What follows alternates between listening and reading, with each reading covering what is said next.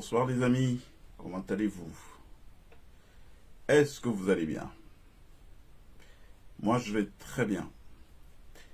On va faire comme d'habitude, c'est-à-dire on n'a pas besoin d'être très nombreux, les autres peuvent suivre par la suite. Et donc quand on est allez, quelques-uns, on peut lancer. Et puis on se parle d'une traite.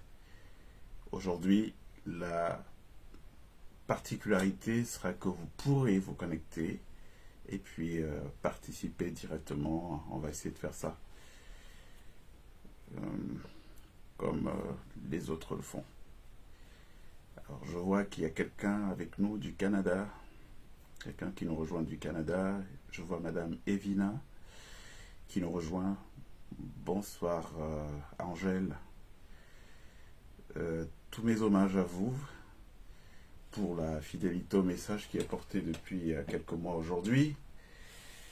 On va faire comme d'habitude, vous allez me dire si vous entendez déjà très bien le son, si vous me suivez 5 sur 5, s'il faut parler plus fort ou si ça va. D'accord? Alors c'est simple, vous m'envoyez un petit message là sur la plateforme. Et puis à partir de la plateforme, je saurai d'où vous êtes connecté. Et en plus de d'où vous êtes connecté, je saurai si vous m'entendez très bien. Ah voilà, c'est Angèle du Vésinet. J'étais au Vésinet il n'y a pas très longtemps. J'ai des très bons amis qui habitent depuis toujours. C'est une très belle ville, Vésinet, très boisée. En tout cas, le côté que je connais. Bonjour Angèle. Merci mon cher Raymond. Takamgré, je vois que vous avez africanisé votre nom et c'est très bien. Il faut qu'on rentre tous vers nos cultures. Il faut qu'on s'y mette. Hein. On ne pourra pas aller conquérir le monde sans développer notre propre spécificité africaine à nous. Hein. Il faut qu'on parte de nos bases. Garder notre âme en lieu sûr avant d'aller à la conquête du monde. Sinon, on se perd. Bonjour mon cher Kamdem Dreyer Émile. Alors, vous êtes d'où Kamdem? C'est Baham, c'est Badjoun, c'est d'où votre Kamdem? Dites-moi un peu. Je suis passionné de culture africaine et donc ça me fait toujours plaisir de savoir les uns les autres d'où ils sont. Bonsoir cher Émile. Bonsoir cher Philippe. Bichobi Bitan. C'est un plaisir toujours renouvelé d'être avec vous. Donc, ouais, Philippe qui est du Cameroun, il y a Petit Piment de Montréal. Merci pour le bonjour du Canada. J'espère que vous allez bien de ce côté. Vous êtes où? Montréal, bref, Canada anglophone ou francophone? On va faire plus simple comme ça. Evelyne, oui, ma chère Evelyne Chomchua, nous avons eu une petite passe d'armes cette semaine. Evelyne ne comprenait pas très bien quelles sont mes positions. Vous avez vu, Evelyne, dès que j'ai compris que ça blessait votre susceptibilité, j'ai procédé au retrait du post. Pourtant, c'est pas mon genre. Hein. Moi, je suis pas un type qui recule. Mais en revanche, il faut avoir de l'humilité dans la vie. Si vous postez un message et que ce message peut blesser certains, eh bien, c'est pas la peine. Le but du jeu, c'est pas de blesser les gens. Le but du jeu, c'est comment on construit une communauté humaine, positive, autour d'intérêts communs. Mais Evelyne, ça tombe bien que vous soyez là. Hein, j'ai particulièrement tenu à ce que vous soyez là aujourd'hui. Et si vous pouvez faire signe, biper beaucoup d'autres de votre camarade de parti du MRC, hein, surtout les Bamileke, parce que je voudrais qu'on parle aujourd'hui, qu'on se parle franchement, comme des frères, comme nos ancêtres le faisaient dans le temps, de manière très sincère, parce qu'il n'y a qu'avec la sincérité, l'amour qu'on va faire avancer notre projet, hein, que le Cameroun de demain peut trouver un essor. On ne peut pas le faire avancer en se regardant en chien de faïence, en jetant tout de suite la suspicion sur ce que peuvent dire les uns et les autres. Non, on a besoin d'être tous ensemble. On a besoin d'être tous les Camerounais, nous aimer et puis bâtir à partir de ce socle dur qui est ces valeurs d'amour et de solidarité. Donc, ma chère Evelyne, je compte sur vous Ramettez le maximum possible de MRCistes Bamileke. J'insiste bien, Bamileke. Pas les autres tribus, Bamileke. Parce que j'ai un message pour vous aujourd'hui. Et c'est un message qui vient du fond du cœur. Que j'ai depuis de nombreuses années que je tiens, mais peut-être qu'il n'a pas assez été relayé.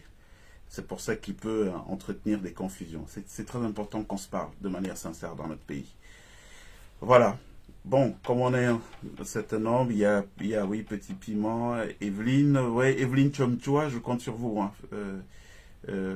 Faites rametter le maximum de personnes de votre sensibilité politique pour qu'on parle. Pas parce que je veux avoir une audience, hein, je m'en fous de ça, vous comprenez très bien. Moi, je suis sur Facebook depuis combien d'années? Depuis bientôt 14 ans. Ouais, depuis bientôt 14 ans, mais je faisais pas de communication, c'est pas mon truc, quoi. Moi, je suis un homme de l'ombre, en général. Les hommes de l'ombre, ils disent 30% des choses qu'ils savent. Donc, Facebook, c'est pas vraiment la plateforme adaptée pour des gens comme moi. Sauf qu'aujourd'hui, notre pays est dans une situation où chaque Camerounais doit mouiller le maillot pour qu'on en sorte au prix de sacrifice. Moi, mon sacrifice à moi que j'ai choisi de faire, c'est de m'exposer, c'est de sortir de l'ombre où j'étais quand même dans un certain confort. Hein, parce que vous ne savez pas quel manque à gagner cela me coûte. Le fait d'avoir à dire des choses que j'ai vécues en intérieur, évidemment, ça coupe pas mal de marchés, pas mal d'opportunités de travail. Mais bon, c'est le prix que moi, j'ai décidé de payer pour qu'on arrive à un Cameroun nouveau, un Cameroun meilleur. Et ça tombe bien aussi, moi j'ai pas fait beaucoup d'affaires avec le Cameroun, pour ne pas dire j'en ai quasiment pas fait. Hein. Moi c'est pas le pays où j'ai gagné de l'argent, le Cameroun. C'est le pays où j'ai dépensé l'argent que je gagnais ailleurs, par pur patriotisme. Voilà. Parce que nos ancêtres ont fait un travail, je crois que quand ils se retournent là-haut et qu'ils regardent où est-ce que nous en sommes aujourd'hui, ils peuvent être sur des phénomènes de déception qui peuvent porter des germes de malédiction pour nous. Donc il faut qu'on se réveille, c'est très important. Donc Evelyne, merci de rameter beaucoup des gens de votre sensibilité pour qu'on parle sérieusement. Il faut qu'on se parle. Il y a beaucoup de choses que vous ignorez. Alors voilà, il y a voilà, j'ai vu quelqu'un qui réagissait du Canada, je crois d'une province anglophone. Voilà, Brunswick, le New Brunswick. Oui, c'est le Canada anglophone. Bon, je crois qu'on va y aller, hein, on va pas perdre de temps. Bonsoir les amis, une fois de plus, merci d'être là. Depuis 3 mois, nous entretenons cette communication qui est partie d'un cas personnel. Aujourd'hui, je ne voudrais plus trop m'appesantir sur mon cas personnel, pour raison toute simple. Je ne suis pas le plus malheureux des 30 millions de Camerounais. Il y a beaucoup de gens qui sont en souffrance dans notre pays, et ceci depuis 40 ans. Pourquoi depuis 40 ans? Parce que depuis 40 ans, s'est arrêtée la construction du rêve camerounais. À l'époque, il y avait, comme le rêve américain, il y avait un rêve camerounais. Il était porté par qui? Il était porté par les pères fondateurs de notre pays, qui avaient décidé de l'industrialiser. Vous voyez, quand vous alliez dans chaque contrée du Cameroun, il y avait des petites industries. Donc on était vraiment parti sur quelque chose qui promettait, hein, où les Camerounais étaient des gens prospères. On allait à l'étranger que dans l'idée d'aller acquérir les savoirs pointus pour venir les transformer en opportunités dans notre pays. Après, il s'est passé quelque chose. Il s'est passé qu'il y a eu cette transition qui a fait qu'on parte de la Première République à la Deuxième avec le président Biya. Et je crois aujourd'hui détenir à quelques éléments pouvant permettre aux uns aux autres de comprendre. C'est qu'en fait, au sorti des indépendances, qui se sont négociés sur quelque chose d'assez sournois. C'est-à-dire qu'on avait permis aux pères fondateurs du Cameroun d'arriver au pouvoir, même s'ils n'avaient pas du tout le profil, hein, parce que ceux qui sont arrivés au pouvoir étaient plutôt le profil de collaborateurs, pas les nationalistes qui ont lutté pour l'indépendance du Cameroun. Tous ceux-là ont été tués. Ernest Ouandié, Félix Moumié, Ruben Oumiober et tous les autres. Hein, ils ont tous été tués, donc ceux qui aspiraient vraiment à ce que le Cameroun soit un pays autonome, indépendant. Et puis, bon, de manière très très sournoise et vicieuse, on a donné les clés du pays à ceux qui, à l'époque, étaient plutôt avec les Blancs, quoi, qui étaient dans la collaboration.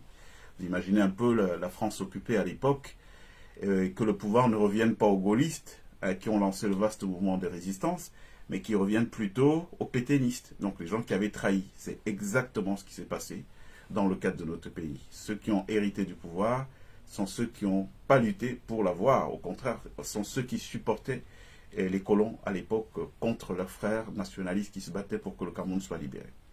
Donc il y a déjà ce qu'on appelle une faute originelle. La faute originelle, c'est celle-là. Donc maintenant, il se trouve que le président du Cameroun à l'époque s'appelait Amadou Ahidjo. C'est un Peul, c'est des gens qui sont réputés pour leur culture, c'est des gens qui sont très fiers d'eux, qui sont portés sur une espèce d'authenticité, si on peut appeler ça comme ça. Donc au bout d'un moment, il a pu jouer le jeu. Hein, alors qu'on lui avait dit, bon voilà, toi tu vas t'enrichir avec ta famille, tes amis, du gouvernement, on va vous laisser vous enrichir, mais aucun développement pour le Cameroun, parce que c'est pas ça notre agenda. Déjà, la décolonisation a été le fait des Américains. Pourquoi? Eh bien parce qu'à un moment donné, ils ont dit, bon, eux-mêmes ils sont une nation constituée, donc ils ne peuvent pas être des soutiens des colonisateurs. Donc ils ont poussé, fort des résultats de la Deuxième Guerre mondiale, donc le 1945, les Alliés gagnent, il y a le fameux plan Marshall, donc l'Amérique a une forte prégnance sur de ces différents pays européens qui sont pour la plupart des pays dont sont issus les colonisateurs. Et donc il est question qu'ils mettent la pression au niveau des Nations Unies pour que tous les pays qui sont colonisés soient libérés. Donc nous, dans notre cas, et il faut le dire vraiment sans mettre les organes, hein, c'est-à-dire que apprenons à dépassionner nos débats. C'est très important. Parce que tant qu'on n'arrivera pas à pouvoir avoir des échanges apaisés, ou Evelyne, je ne suis pas obligé d'être d'accord avec ce que vous dites, vous n'êtes pas obligé d'être d'accord avec ce que je dis, mais vous pouvez me le laisser dire et m'apporter des arguments contraires sans avoir besoin de m'insulter, et vice-versa. Donc il faut qu'on arrive à ce niveau-là. Donc, je reviens au sujet. Au moment donc où ces Américains décident qu'il faut pousser à la décolonisation, il se passe que nous, on est sous protectorat français. Donc le Cameroun est sous protectorat français. Et les Français, vraiment, ils n'avaient pas prévu de partir. Hein, c'est comment on va abandonner une terre avec autant de richesses. C'est juste pas possible. Mais comme le grand frère américain qui vient de nous aider à nous libérer et qui a un fort pouvoir sur nous, le veut, insiste, bon, on va quand même partir. Et donc, ils ont imaginé un stratagème. C'était quoi le stratagème? C'était comment partir tout en restant. Et donc, il fallait pour ça inventer une élite docile qui soit leur affidée et surtout se battre pour neutraliser tout ce qui, les Camerounais, montraient une certaine aspiration à l'autonomie. Donc, les Oumiobe et compagnie, il fallait tous les liquider pour que justement que le Cameroun n'aille pas vers une certaine émergence, vers une autonomisation en tout cas. Et donc, c'est ce qui s'est passé. Donc, les Ahidjo, ils font partir de ce deal-là. Le deal de on vous laisse les clés du pays, mais surtout, vous ne faites rien bouger, on va vous laisser vous enrichir, vous et vos familles. Ce qui se passe, donc, c'est qu'on revient maintenant sur le fait culturel. Ahidjo, lui, est un Peul. Il vient d'un milieu où on a une certaine fierté et tout. Donc, au bout d'un moment, il se dit, mais non, moi, je suis Camerounais, il est hors de question que je sois président et que je serve les intérêts d'ailleurs. Donc, je vais servir les intérêts de mon pays. Et donc, il a commencé à désobéir. Et l'une de ces désobéissances était, parmi ses nombreux voyages, il a quand même été accueilli à l'époque par le président Kennedy aux États-Unis. Donc, quand il allait en voyage et qu'il voyait une belle œuvre quelque part, il avait à cœur qu'on vienne reproduire cette œuvre aussi au Cameroun, ce qui ne faisait pas partie du plan. En tout cas, c'est pas ce que les Français lui avaient demandé de faire. Les Français lui ont demandé de rester tranquille, rien ne doit bouger. Le Cameroun, on va venir, on va prendre la matière première et puis ça s'arrête là. Donc Ahidjo a commencé à désobéir, il a commencé à construire le Cameroun, ça fait qu'au bout d'un moment on a dit, bon ce type-là il est gênant, il s'écarte du plan, donc il faut le virer. On l'a viré, et donc on nous a fait venir la Deuxième République, et le malentendu part de là, parce que la Deuxième République n'est pas arrivée dans le sens de perpétuer le travail d'autodétermination du Cameroun qui avait été commencé par Ahidjo. Non, c'était venir faire la rupture avec, on va appeler ça entre guillemets la têtutesse d'Ahidjo, pour revenir sur le plan d'origine qui était rien ne doit bouger. C'est un pays où nous on viendra prendre les matières premières, pas de développement possible. Parce que s'il y a du développement, eh bien, les matières premières du pays serviront avant tout au développement du pays, au lieu d'être affectées en France ou je sais pas moi où ailleurs. Et donc en 82, le président Biya est arrivé, il avait dit une phrase qui était qui est passé sur la tête de beaucoup de gens, mais qui veut dire beaucoup de choses. Il a dit, il était sur le perron de l'Élysée, à côté de François Mitterrand, il avait dit, oui, je suis le meilleur élève. Pour beaucoup de gens, c'est passé comme ça, mais pour ceux qui le connaissent, qui savent que c'est quelqu'un qui est porté en quelque sorte sur la spiritualité, c'est pas un type qui parle en l'air. Donc ça voulait dire quoi cette phrase? Ça voulait dire, bon, je suis celui qui fait le mieux ce qu'on m'a demandé de faire. C'est à partir de ce moment que le Cameroun a commencé à plonger, où on a assisté au sabotage de tous les projets. Ça veut dire que tout ce que vous voyez au Cameroun commencer, ne jamais finir. Vous voyez une autoroute, on vous dit que la réalisation c'est en 3-4 ans, et puis pendant 10 ans, on est toujours là, on tourne, vous voyez, ça n'avance pas. Les gens croient que c'est le hasard, ou c'est juste qu'on a un leadership qui est mièvre, ou qui sont des petits bandits. Non, ça fait partie du plan. Si on met une autoroute en place immédiatement et qu'au bout de 3 ans, elle est réalisée, qu'elle commence à tourner, ça crée du trafic et tout, on va vers le développement, ce qui n'est pas le souhait, en tout cas ce qui n'est pas le plan d'origine. Donc il y a un sabotage du développement du Cameroun qui a fait quoi? Qui a fait qu'on arrive au stade où il fallait frustrer les plus performants, puisque quand on est dans un système de kakistocratie comme celui-là, c'est-à-dire la promotion des médiocres, on fait la promotion des médiocres parce que le but du jeu c'est quoi?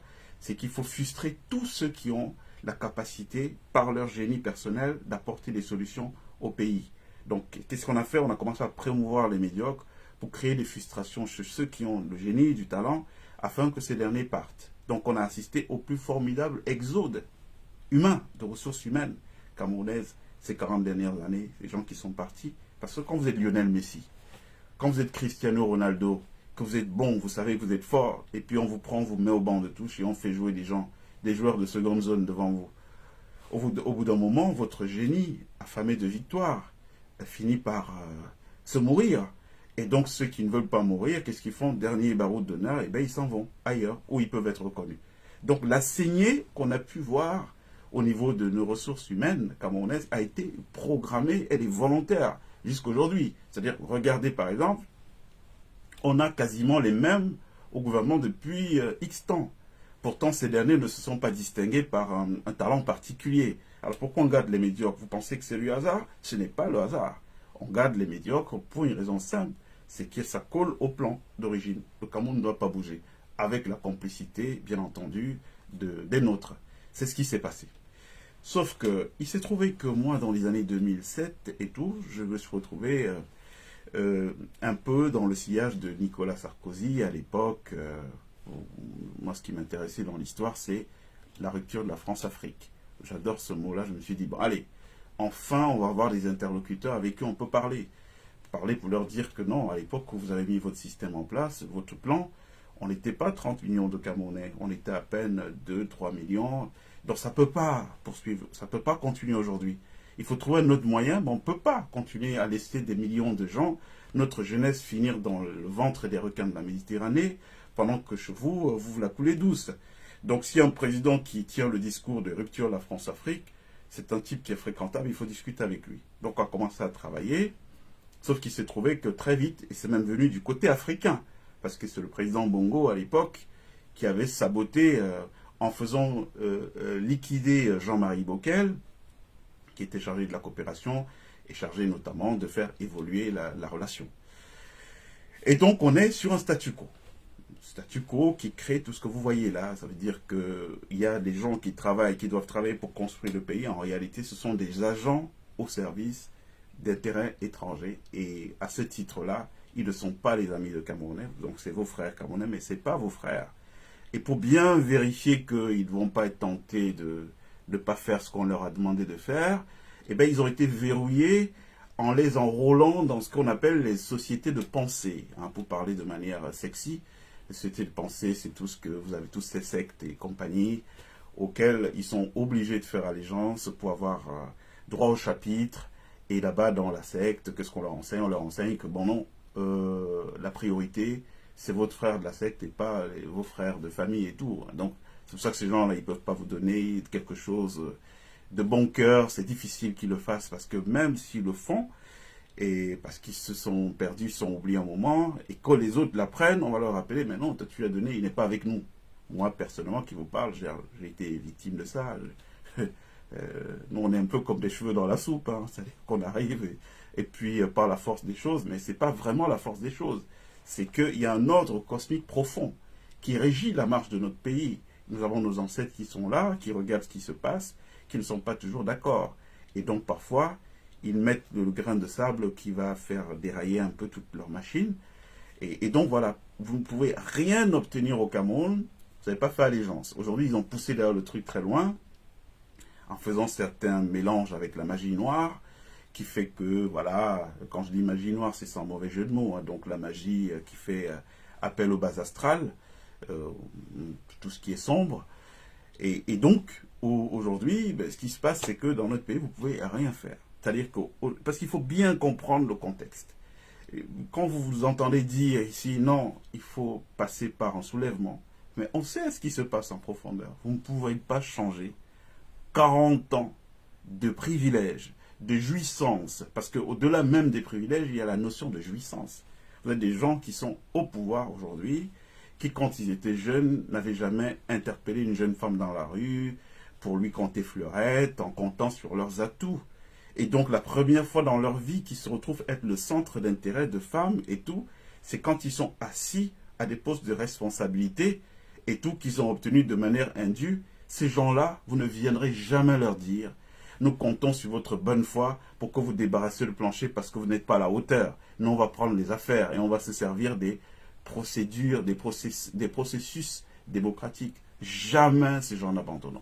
Mettez-vous ça une fois dans la tête. Nous avons à la tête de notre pays des gens qui ont été castés pour leur capacité à pouvoir respecter le plan. Et le plan, c'est que rien ne bouge. C'est ce que vous voyez là. Pourquoi pensez-vous que le même projet qui commence au même moment en Côte d'Ivoire, il va finir, il va s'achever en Côte d'Ivoire, et au Cameroun, on en parlera. Moi, je suis venu au Cameroun, j'ai vu pendant combien d'années on a construit l'autoroute Yaoundé-Simalène. J'ai vu. Regardez Yaoundé-Douala. Les mêmes travaux ont été commencés ailleurs, c'est fini depuis longtemps. Ça veut dire que ces gens-là, qu'est-ce qu'ils font? Ils vont même jusqu'à payer parfois des gens. C'est-à-dire que quand vous allez voir que bon, l'autoroute progressait, elle arrivait à Obala, et puis il y a comme par hasard, il y a eu un soulèvement des populations là-bas pour dire que non, on n'est pas d'accord, il faut qu'on soit dédommagé, on ne veut pas que l'autoroute... Tout ça est instrumentalisé. C'est-à-dire que ça fait partir du plan. D'accord, on va instrumentaliser. Allez, vous faites ça, et puis quand vous faites ça, on a 3-4 ans de blocage, on n'avance pas, et donc on a un frein au développement. Est-ce que ce système doit continuer? Parce que finalement, ce qui se passe, c'est que même nos frères qui jouent ce jeu, en réalité, sont des otages. C'est des gens qui doivent être libérés. Ils sont des otages comme leur créateur, comment on appelle ça, leur fabricant. Hein, j'entendais quelqu'un dire qu'il est la créature du président Biya. Il a excellé dans ce domaine. Hein, c'est-à-dire que s'il a un génie, le président Biya, c'est la manœuvre politicienne, c'est la politique politicienne, comment manœuvrer. Vraiment, il a mis tout son talent de sa vie dans ça. Et donc, il a créé un système où aujourd'hui, il est tellement parfait que lui-même, il est finalement dans le truc. Il ne sait plus comment en sortir. Il prend des coups à gauche, à droite. Et donc, il est dans la situation actuelle. La situation actuelle qui est la tentative de contrôle du pouvoir par une frange minoritaire de gens qui n'ont pas plus de mérite que ça. Hein. Les Ferdinand Ngongo et compagnie, tous ces gens-là. Donc, il se retrouve là, le vieux de son côté. Je crois que dans le plan, il n'avait pas pensé qu'il arriverait au stade où il n'aurait plus toute sa grande vigueur pour pouvoir continuer à manœuvrer les choses et qu'il arriverait dans une position, il y aura une dépossession de ses moyens, de ses propres moyens, et donc il sera finalement piloté par des gens qu'il a fabriqués. Donc c'est un peu ce qui se passe aujourd'hui. Donc voilà la situation globale dans laquelle le pays est. Moi, je vous la fais vraiment court, hein, pour que les gens comprennent très bien. Nous n'avons pas à la tête de notre pays, des gens qui sont là pour créer des solutions afin que nous avancions collectivement. Nous avons là des gens qui sont pour travailler au service d'un plan qui remonte aux indépendances, qui était donc à la sortie de la colonisation des indépendances, qui était vous êtes là, vous mangez, vous vous enrichissez, mais rien ne bouge, parce que le Cameroun, c'est un endroit où on va venir pour prendre les matières premières pour développer nos pays. C'est ça le plan. Et c'est tous et pour bien vérifier que personne ne va sortir de ça, ils ont été aussi verrouillés sur le plan ésotérique en leur faisant intégrer des pseudo ordre de pensée, mouvement de pensée, qui en réalité, pour moi, c'est de la gnognotte. Je vous expliquerai ça une autre fois parce que, vous savez, en matière de spiritualité, il n'y a pas de spiritualité plus forte que la spiritualité africaine. Il faut simplement qu'elle soit réveillée. Et l'homme qui vous parle est le petit-fils de toute une longue lignée de Mbomba. Vous savez, chez nous, c'est tellement pur l'histoire du pouvoir que vous ne pouvez pas aspirer à être dépositaire de ce pouvoir si vous êtes sale. Bon, mon grand-père, il est rentré de la Deuxième Guerre mondiale. Il devait prendre le sac du pouvoir, mais au titre qu'il avait fait la guerre, il n'a pas pu prendre. Oui, on a dit non, tu as la saleté dans les mains, tu ne peux pas toucher au pouvoir. Donc, quand je vous parle là, je vous en parle avec une vraie connaissance. Donc, il y a un ordre cosmique profond dans notre pays, aujourd'hui, qui ne veut plus ce qui est en train de se passer. Et c'est cet ordre cosmique qui fait tout ce que vous voyez là, où les gens se réveillent, où on atteint le point culminant des tueries. Hein. C'est-à-dire qu'il y a ceux que vous voyez tous les jours. Zogo, il aurait pu être une victime dont personne ne parlerait aujourd'hui s'ils avaient décidé d'être moins arrogants. Mais en réalité, dans la mort de Zogo, il y avait un message de terreur. Il faut faire planer la psychose. Alors ces gens-là, il faut leur montrer qu'on est cruel. Comme ça, ils vont tous être chacun le doigt sur la petite couture du pantalon. À partir du moment où ils ont tous le doigt sur la petite couture du pantalon, personne ne va bouger. Et donc, nous, on va réussir ce qu'on a à faire. Donc, d'où la cruauté. Mais il y a plein de gens comme Zogo qui sont assassinés tous les jours dans notre pays sans que personne ne soit au courant et tout. C'est fait de manière très, très propre avec la bonne ingénierie qu'il faut. Donc, ça, on a dit, ça ne peut pas continuer. Et vous voyez, la grande annonce que j'ai faite, c'était sur l'histoire des sextapes, du rôle qu'elle joue dans le projet de captation du pouvoir, hein, par la force, en utilisant une certaine ingénierie sociale d'ailleurs, qui aujourd'hui est très tentaculaire, parce que vous voyez, comme par hasard, du jour au lendemain, on a entendu émerger un discours, oh, il faut absolument s'inscrire sur les listes électorales, vraiment c'est le truc qui est vital, vraiment, même si vous n'avez pas mangé, la priorité, avant toute chose, inscrivez-vous sur la liste électorale. Alors, méfiez-vous du Cameroun, les amis. C'est-à-dire que quelque chose n'apparaît pas comme ça dans ce pays s'il n'a pas la bénédiction des autorités du pays. Vous savez, je connais des gens brillants, méritants, qui sont arrivés au Cameroun, qui ont fait des demandes de légalisation de partis politiques qui ne leur ont jamais été accordées. Entre-temps, je vous parle de 2019. De 2019 au 2024, là, je crois qu'il y a déjà 4 fois qu'on a légalisé les partis. Et les gens à qui on donne les partis, c'est des gens que personne ne connaît et qui vont avoir les récépissés de légalisation et vous n'entendrez jamais qu'ils sont en train d'être opérationnels quelque part. Mais ceux qui peuvent réellement apporter quelque chose, on ne leur donne pas. C'est pour vous dire quoi? C'est pour vous dire que rien n'émerge au Cameroun sans avoir la bénédiction des autorités en haut. Et si cela a la bénédiction des autorités d'en haut, c'est quoi leur intérêt? Il faut toujours se poser cette question. C'est quoi l'intérêt des gens d'en haut de donner leur bénédiction à des opérations comme celle-là du jour au lendemain? Non, tout le monde doit avoir une carte d'électeur. Personnellement, c'est un devoir citoyen de voter, donc d'avoir sa carte d'électeur. Personnellement, ça ne me gêne pas. Ce qui me gêne dans l'histoire, c'est cette autre manipulation à laquelle nous sommes en train d'assister. C'est-à-dire que dans la continuité du coup d'état scientifique. Mais je mets ça de côté, je sors rapidement de la question des sextapes, qui pour moi est une question secondaire, parce que du coup, pour moi, dès que ça touche à l'intime, c'est sans intérêt. Chacun fait ce qu'il veut dans le cadre de sa chambre, c'est pas vraiment ce qui doit animer le débat public et tout.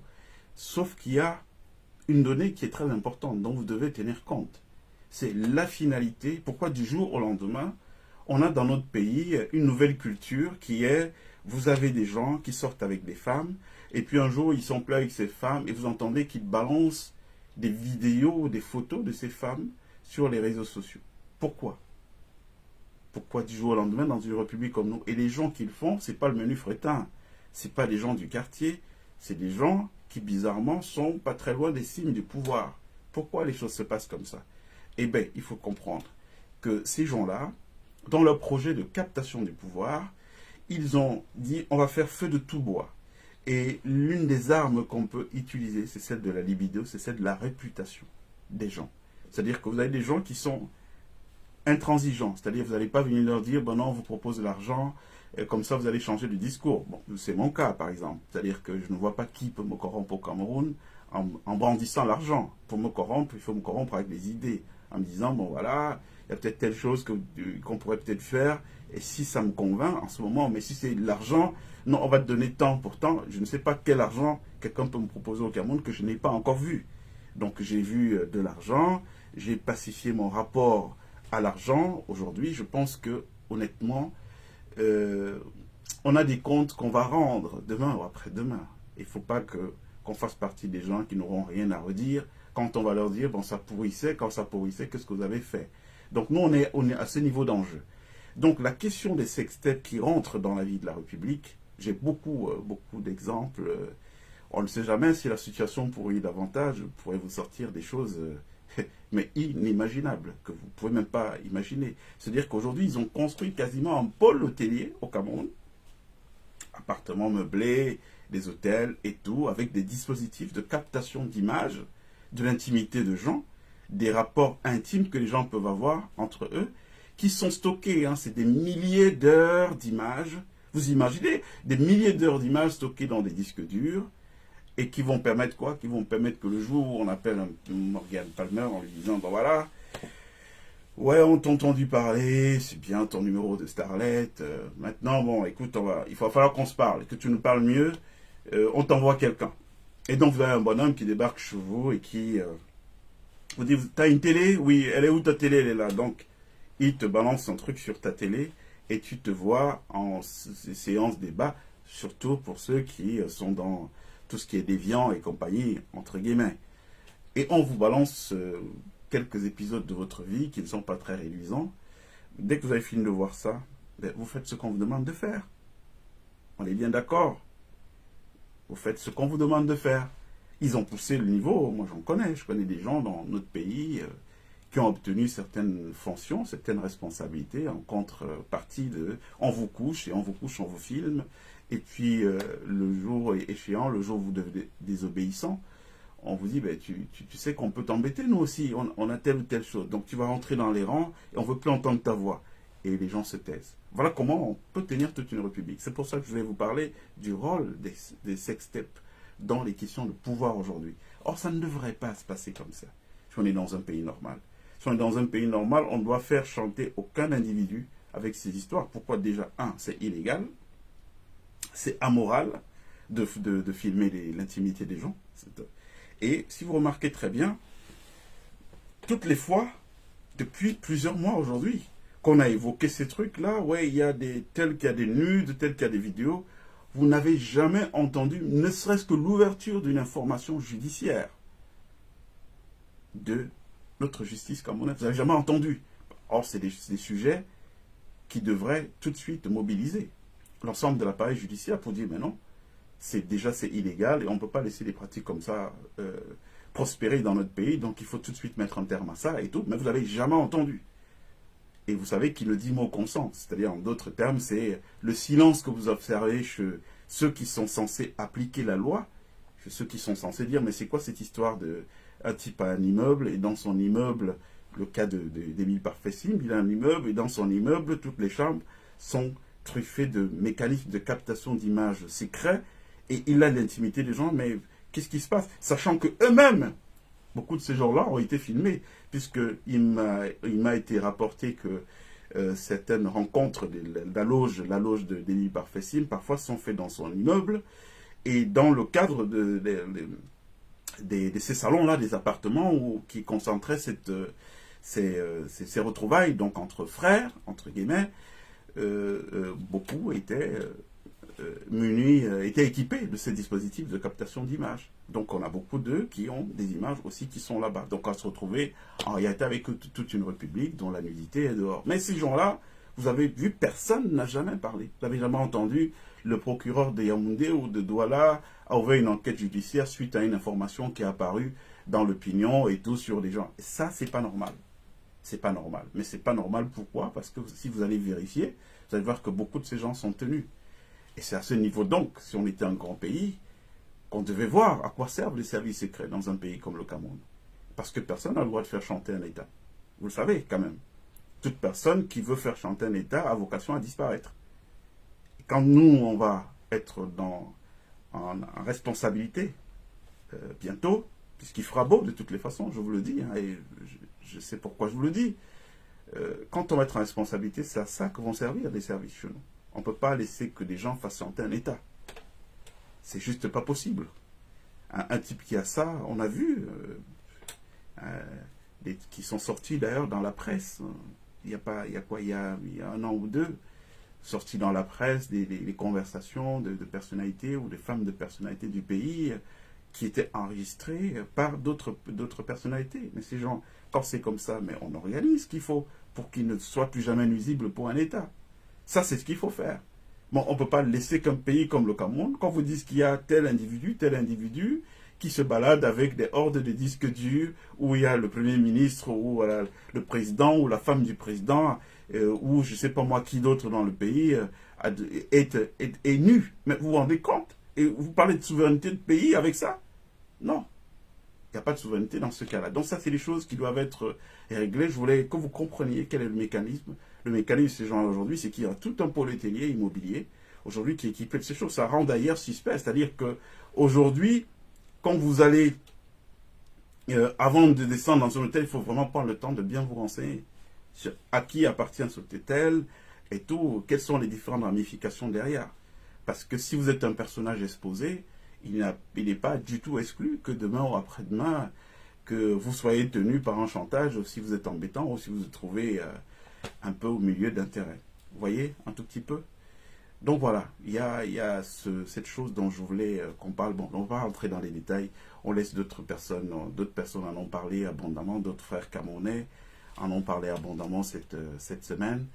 Et donc voilà, ça doit pas, on ne va pas se mobiliser un dimanche soir pour parler des nus, telle vidéo, ça c'est pas de notre niveau en tout cas.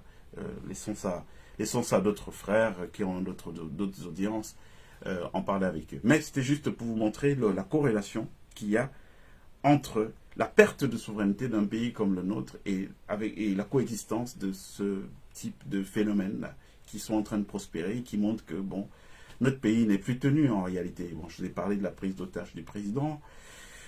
Tous les gens qui sont autour, qui aujourd'hui, ils sont un peu très mal par tout ce qui est en train de se passer. Il y a une libération de la parole dans notre pays, c'est bien.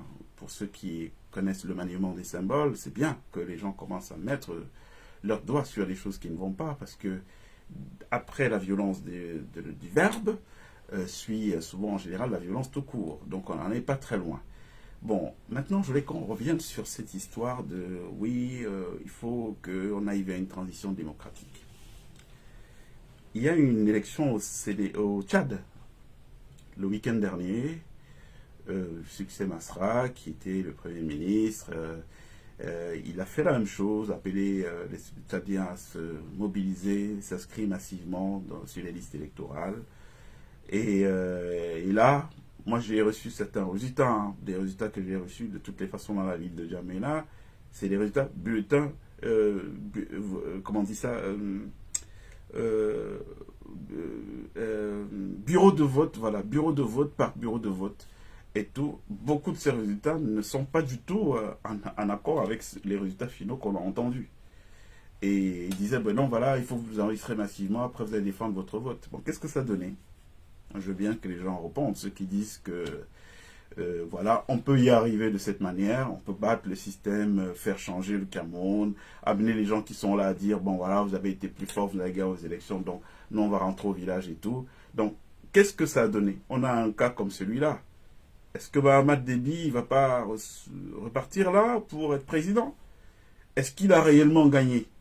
S'il faut regarder sans vouloir faire une ingérence dans les affaires internes de ce pays, parce que ce n'est pas du tout notre vocation, mais qu'est-ce qu'on a fait? Les gens vous citent des exemples. Oh, le Sénégal est une démocratie. Il n'y aurait jamais eu Sonko et Faye au pouvoir aujourd'hui ça n'avait pas été précédé par une insurrection populaire. Quand je dis insurrection populaire, je dis que le peuple doit prendre ses responsabilités. Et sachez que on n'arrive à rien sans des sacrifices, sans des grands sacrifices. Parce que vous voyez bien, Moi, j'ai croisé des gens dans des avions qui m'ont dit non, nous, on est cabinet conseil, on vient de Londres, on est en train de travailler pour le 3e mandat de Macky Sall. Je vous le dis. On travaille pour le 3e mandat de Macky Sall. Donc il y a des gens qui travaillent déjà 2 ans auparavant pour que le bonhomme... Vous pensez que Macky Sall serait aujourd'hui ancien président du Sénégal s'il n'y avait pas eu le peuple sénégalais qui était sorti pour dire non, on ne veut pas de ça. Jamais. Donc les gens croient que la transition qu'il y a eu au Sénégal, c'est une transition démocratique, mais pas du tout. La transition qu'on a vécue au Sénégal est une transition qui est le fruit d'une insurrection populaire.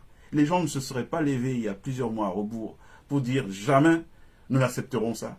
Jamais on acceptera que Macky se représente. Jamais on acceptera de lâcher Ousmane Sonko. Si le peuple sénégalais ne s'était pas soulevé pour dire non à ça, mais rassurez-vous, Sonko et Faye seraient en prison aujourd'hui. Macky Sall serait président du Sénégal.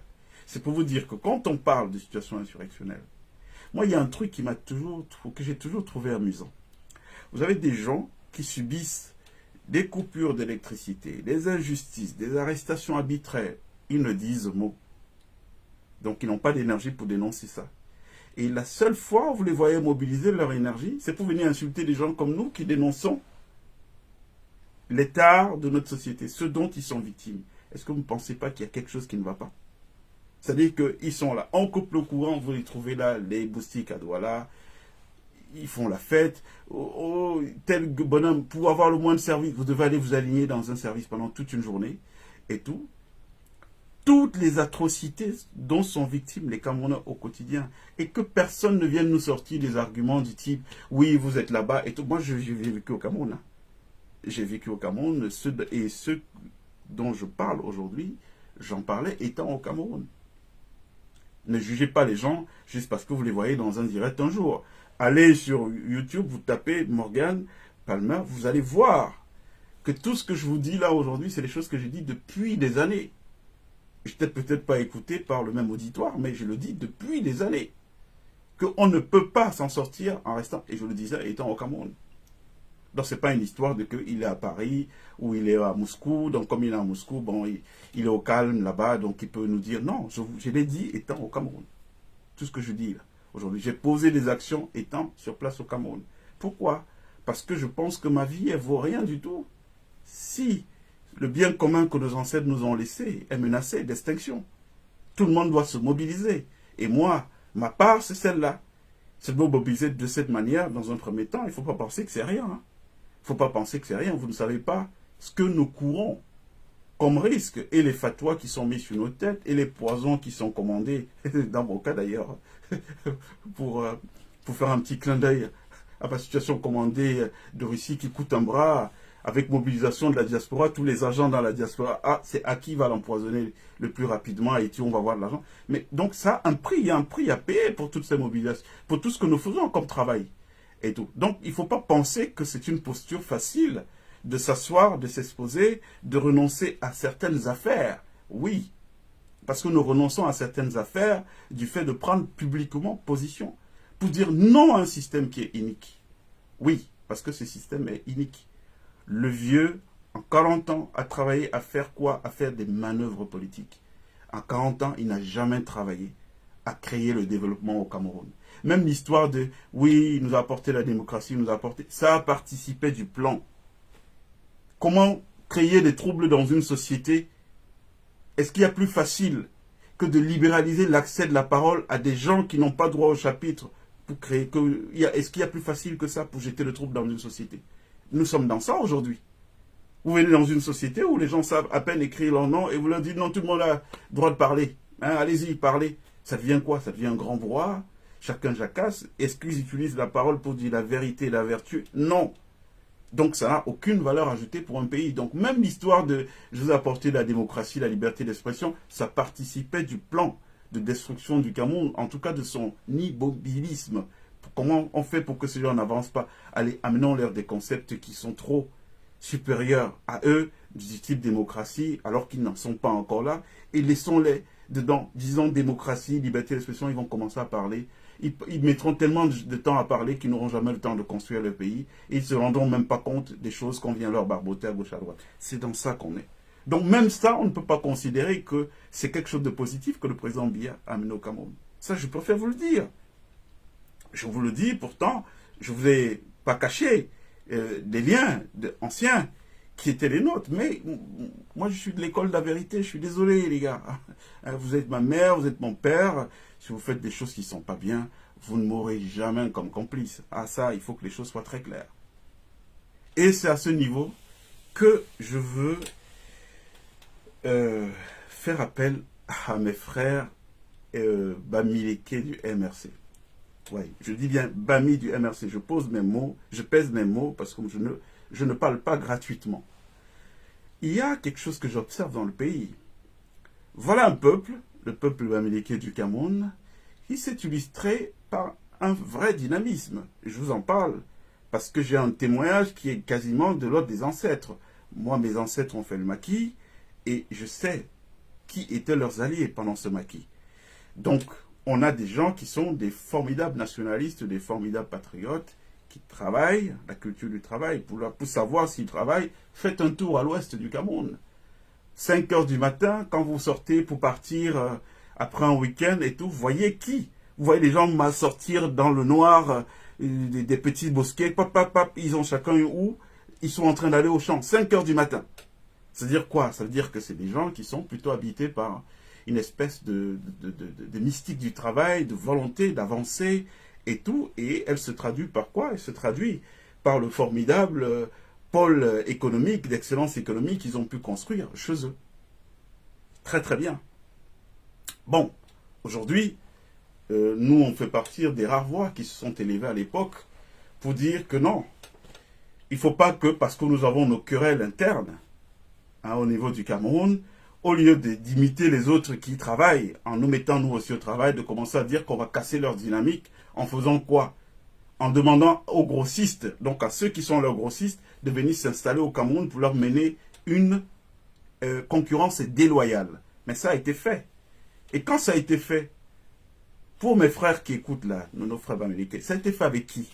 Vous pensez que c'est le pouvoir des sudistes ou des machins qui a fait ça? Non, c'est le pouvoir camerounais, avec toutes ses composantes. Ça veut dire qu'il y avait vos propres frères de tribus, de propres frères ethniques qui étaient là, qui ont vu ça se faire, qui ont vu les Chinois venir progressivement entrer au Cameroun. Donc les gens qui vous livraient des marchandises, venir au Cameroun, entrer pour commencer à vous concurrencer parce que c'était une volonté politique. Alors vos frères qui sont dans le système, est-ce qu'ils ont condamné ça? Non, ils n'ont pas condamné ça. Alors moi je vais vous dire une chose aujourd'hui. Je suis fatigué de voir que chaque fois que quelqu'un va venir dire un truc, dans le sens d'apporter plutôt une amélioration à la qualité du débat, qu'on ait droit à quoi? À des replis identitaires, des replis ethniques. Je vous ai dit ici que vous ne connaissez pas l'histoire du Cameroun. Et quand je dis, je veux dire tous les Camerounais ne connaissent pas l'histoire du Cameroun. Si vous connaissiez l'histoire du Cameroun, vraiment personne ne parlerait d'ethnie au Cameroun. Parce qu'on est tous un. Je vous ai raconté l'histoire d'Oumiobe aux Nations Unies. Qui a payé le billet d'avion pour qu'Oumiobe aille aux Nations Unies? Ce sont les chefs Bamileke. Oumiobe était Bassa. C'est les chefs Bamileke qui se sont réunis, qui ont trouvé de l'argent et ils ont dit, bon, vas-y, tu vas nous défendre. C'était nos ancêtres à l'époque. La culture Bamileke est une culture qui sacralise quoi? Qui sacralise l'ancestralité. Alors si nos ancêtres se comportaient comme ça à l'époque, est-ce qu'ils ne doivent pas être des gens dont on s'inspire? D'où vient-il ce truc-là aujourd'hui où à peine vous avez ouvert la bouche sur un truc, c'est que vous êtes soupçonné d'être contre un tel ou contre un tel autre? Et il y a un autre problème dont on doit parler. L'autre problème dont on doit parler, c'est que moi, en 2019, si vous repartez sur ma page, prenez le temps souvent, pour ceux qui ont un peu de temps, allez lire des choses que j'écrivais depuis des années. Vous allez voir que beaucoup sont frappés d'actualité. C'est comme je parlais de ça en 2019, mais quand vous lisez aujourd'hui, vous avez l'impression que c'est un sujet d'actualité. Et tout. Moi, je ne comprends pas que une communauté qui nous a bâti des formidables travailleurs, les Soweng, Fotso, Kadi de Fotso, que sais-je encore, les Goucheng et tous ces gens, toutes ces formités, comment une telle communauté qui s'est construite comme ça autour d'une diversité dans le leadership peut aujourd'hui en être réduit dès qu'il s'agit de la question politique à se dire que non, notre destin ne peut dépendre que d'une seule personne. Je ne comprends pas, ça n'a pas de sens. Ça n'a pas de sens, surtout quand on sait, en termes de capacité, en termes de profil d'excellence, qui peut, moi je connais aujourd'hui, personnellement, moi je ne suis pas pour qu'arrive au pouvoir, après Biya, je ne suis pas pour qu'arrive au pouvoir un politique, un profil de politique politicien. Ça, vraiment, ça ne nous fera pas avancer. Regardez la Côte d'Ivoire. Laurent Gbagbo, c'est mon champion, je l'aime. J'ai beaucoup d'admiration, c'est quelqu'un qui m'a beaucoup honoré et je lui garderai toujours une reconnaissance éternelle. Mais force est de dire que ce que Ouattara a fait en Côte d'Ivoire, en 2 mandats aujourd'hui, est juste exceptionnel. Et après Ouattara, on ne peut pas revenir sur des gouvernances de politique politicienne. On est obligé d'aller vers l'avant. Donc quand je fais une transposition avec le cas du Cameroun, vous pensez quoi? Qu'on va nous reprendre un politicien pur jus, on vient le mettre. Non, on a besoin aujourd'hui de développeurs de solutions. Je suis pour qu'on aille se mettre à genoux devant un type comme Séverin Keze, ou je ne sais pas moi quel autre formidable inventeur camerounais qui a fait ses preuves dans le monde, et pour lui dire, bon, chers frères, on s'est tous réunis et nous avons décidé à l'unanimité que tu es un produit qui peut valablement relever le défi du challenge qui nous appelle tous, la reconstruction du Cameroun. Viens avec nous, nous aider. Tu vas être devant nous, on va être là derrière, on va travailler. Il nous faut aujourd'hui des bâtisseurs, des solutionneurs, pas des politiciens. Parce que les politiciens, on voit ce que ça nous a donné.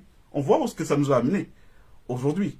Donc on ne serait pas du tout dans la révolution si, à l'après Paul Biya, eh bien, ce qu'on a en guise de leadership, ce sont qui? Ce sont les mêmes gens qui viennent, qui ont comme compréhension du pouvoir qu'on vient au pouvoir pour se servir et non servir.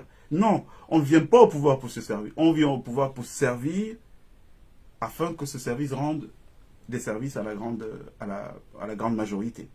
Voyez, comment pouvez-vous expliquer qu'un pays comme le nôtre aujourd'hui, qui produit de la richesse, oui, on vend des matières premières et tout, qu'il n'y ait pas un système de redistribution de cette richesse qui profite à l'ensemble des citoyens. Qu'on ait l'ensemble du capital qui est capté entre des petites mains, et ce sont ces petites mains qui se le partagent entre eux. Résultat des courses, je suis en direct s'il vous plaît, résultat des courses, eh bien on a une grande majorité de gens dont leur sécurité sociale est déléguée aux individus. Se dire quoi? Ça veut dire que Madame Evina, vous êtes au Vésinet. Je sais le nombre de problèmes que vous devez régler tous les mois, ou je sais pas moi, tous les 2 mois. Dès qu'il y a un décès dans la famille, il faut que vous vous mobilisez pour acheter les cercueils, pour payer la morgue. Les enfants n'ont été sortis à l'école, c'est vous qui devez payer. Mais non, si on est un État organisé qui produit de la richesse, on devrait avoir des mécanismes de sécurité sociale pour permettre que chaque citoyen ait accès à une part de la richesse que nous produisons collectivement. Ce n'est pas la richesse de certains. Quand vous voyez des gens, une personne, 50 voitures dans son parking, mais lui, il est quoi? Il est plus exceptionnel que qui? Hein? Il est un Camerounais comme tous les autres? Non, les 50 voitures, en réalité, c'est l'argent qui devait être affecté à plusieurs personnes pour que ces gens-là ne soient pas dans la situation de dénuement, qu'on ne laisse personne au bord du chemin. Vous voyez un peu ce qui se passe aujourd'hui. Et on ne peut pas continuer avec un système comme ça. Il est obligé de s'arrêter. Mais il ne s'arrêtera pas par de simples incantations, des mouvements de mode. Et là, je reviens à nos frères. Mais faites très attention. Vous représentez un vrai pouvoir aujourd'hui. C'est-à-dire que parfois, j'observe, je me dis, mais attends, ces gens-là, ils travaillent pour qui? Ils travaillent pour le système en haut, ou réellement, ils sont habités, ou ils sont manipulés? Qu'est-ce qui se passe même en réalité? Ils travaillent pour qui? Vous ne pouvez pas représenter une force, parce que c'est la force économique de notre pays, il faut se le dire. Et ils ne sont pas force économique pour l'avoir usurpé. Ils sont force économique parce que c'est des travailleurs. C'est des gens qui ont su se prendre en charge parce qu'ils ne sont pas issus d'un pays différent que celui où nous tous nous vivons. Avec les mêmes inégalités qu'on a, mais ils ont fait quoi? Ils sont allés à leur résilience. On va travailler, on va créer de la richesse et tout pour aller à l'autodétermination. Donc vous ne pouvez pas être une force comme celle-là et dire que dès que vous embrassez le domaine de la politique, vous mouillez. Ça n'a pas de raison d'être. Ça n'a pas de sens. Pourquoi vous mouillez? Pourquoi vous retrouvez là aujourd'hui? Comment un tel lobby peut se retrouver à nous scander des slogans qui sont écrits depuis et tout dit? On va, inscrivez-vous sur les listes électorales. Moi, je vais vous dire ce qu'il y a derrière cette affaire. Il faut que vous le sachiez aujourd'hui. Et j'en profite pour régler définitivement une question que personne n'ose plus jamais venir m'associer à un camp ou à un autre. Vous savez, moi j'ai 30 ans de vie publique. En 30 ans de vie publique, vous ne m'avez jamais vu avoir le moindre poste au Cameroun. La moindre responsabilité, gagner le moindre argent au Cameroun, Bon, alors si en 30 ans, je n'ai pas été le camp dans tel ou tel camp, ce n'est pas à cet âge que je vais être dans le camp de quelqu'un. Moi, je suis dans le camp de la vérité. Comment on fait pour s'en sortir collectivement? Donc, qu'est-ce qui se passe? Vous avez des gens dont l'aboutissement de leur coup d'état scientifique, c'est de dire, allez, bon, on va sortir un slogan. Pourquoi? Parce que les services du Cameroun, ils ne travaillent pas pour le bien du pays, mais ils travaillent pour se maintenir au pouvoir. Ils sont très efficaces, hein, très, très efficaces à ce niveau-là. Donc, ces derniers temps, courait le bruit que les gens sont à bout de souffle dans le pays. Tout le monde est fatigué, on n'en veut plus, et les Camerounais sont au point de rupture où ils sont prêts à prendre la rue, et descendre dans les rues pour que tout ça s'arrête. Donc, qu'est-ce qu'ils ont fait? Il fallait allumer un contre-feu.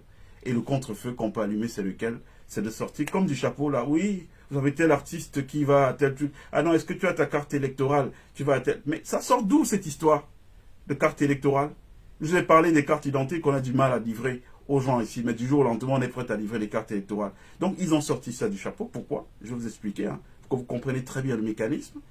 Parce que, l'histoire d'insurrection leur fait peur. Ils savent très bien que si demain, je vous dis bien, je ne vous parle pas de 10 000 Camerounais.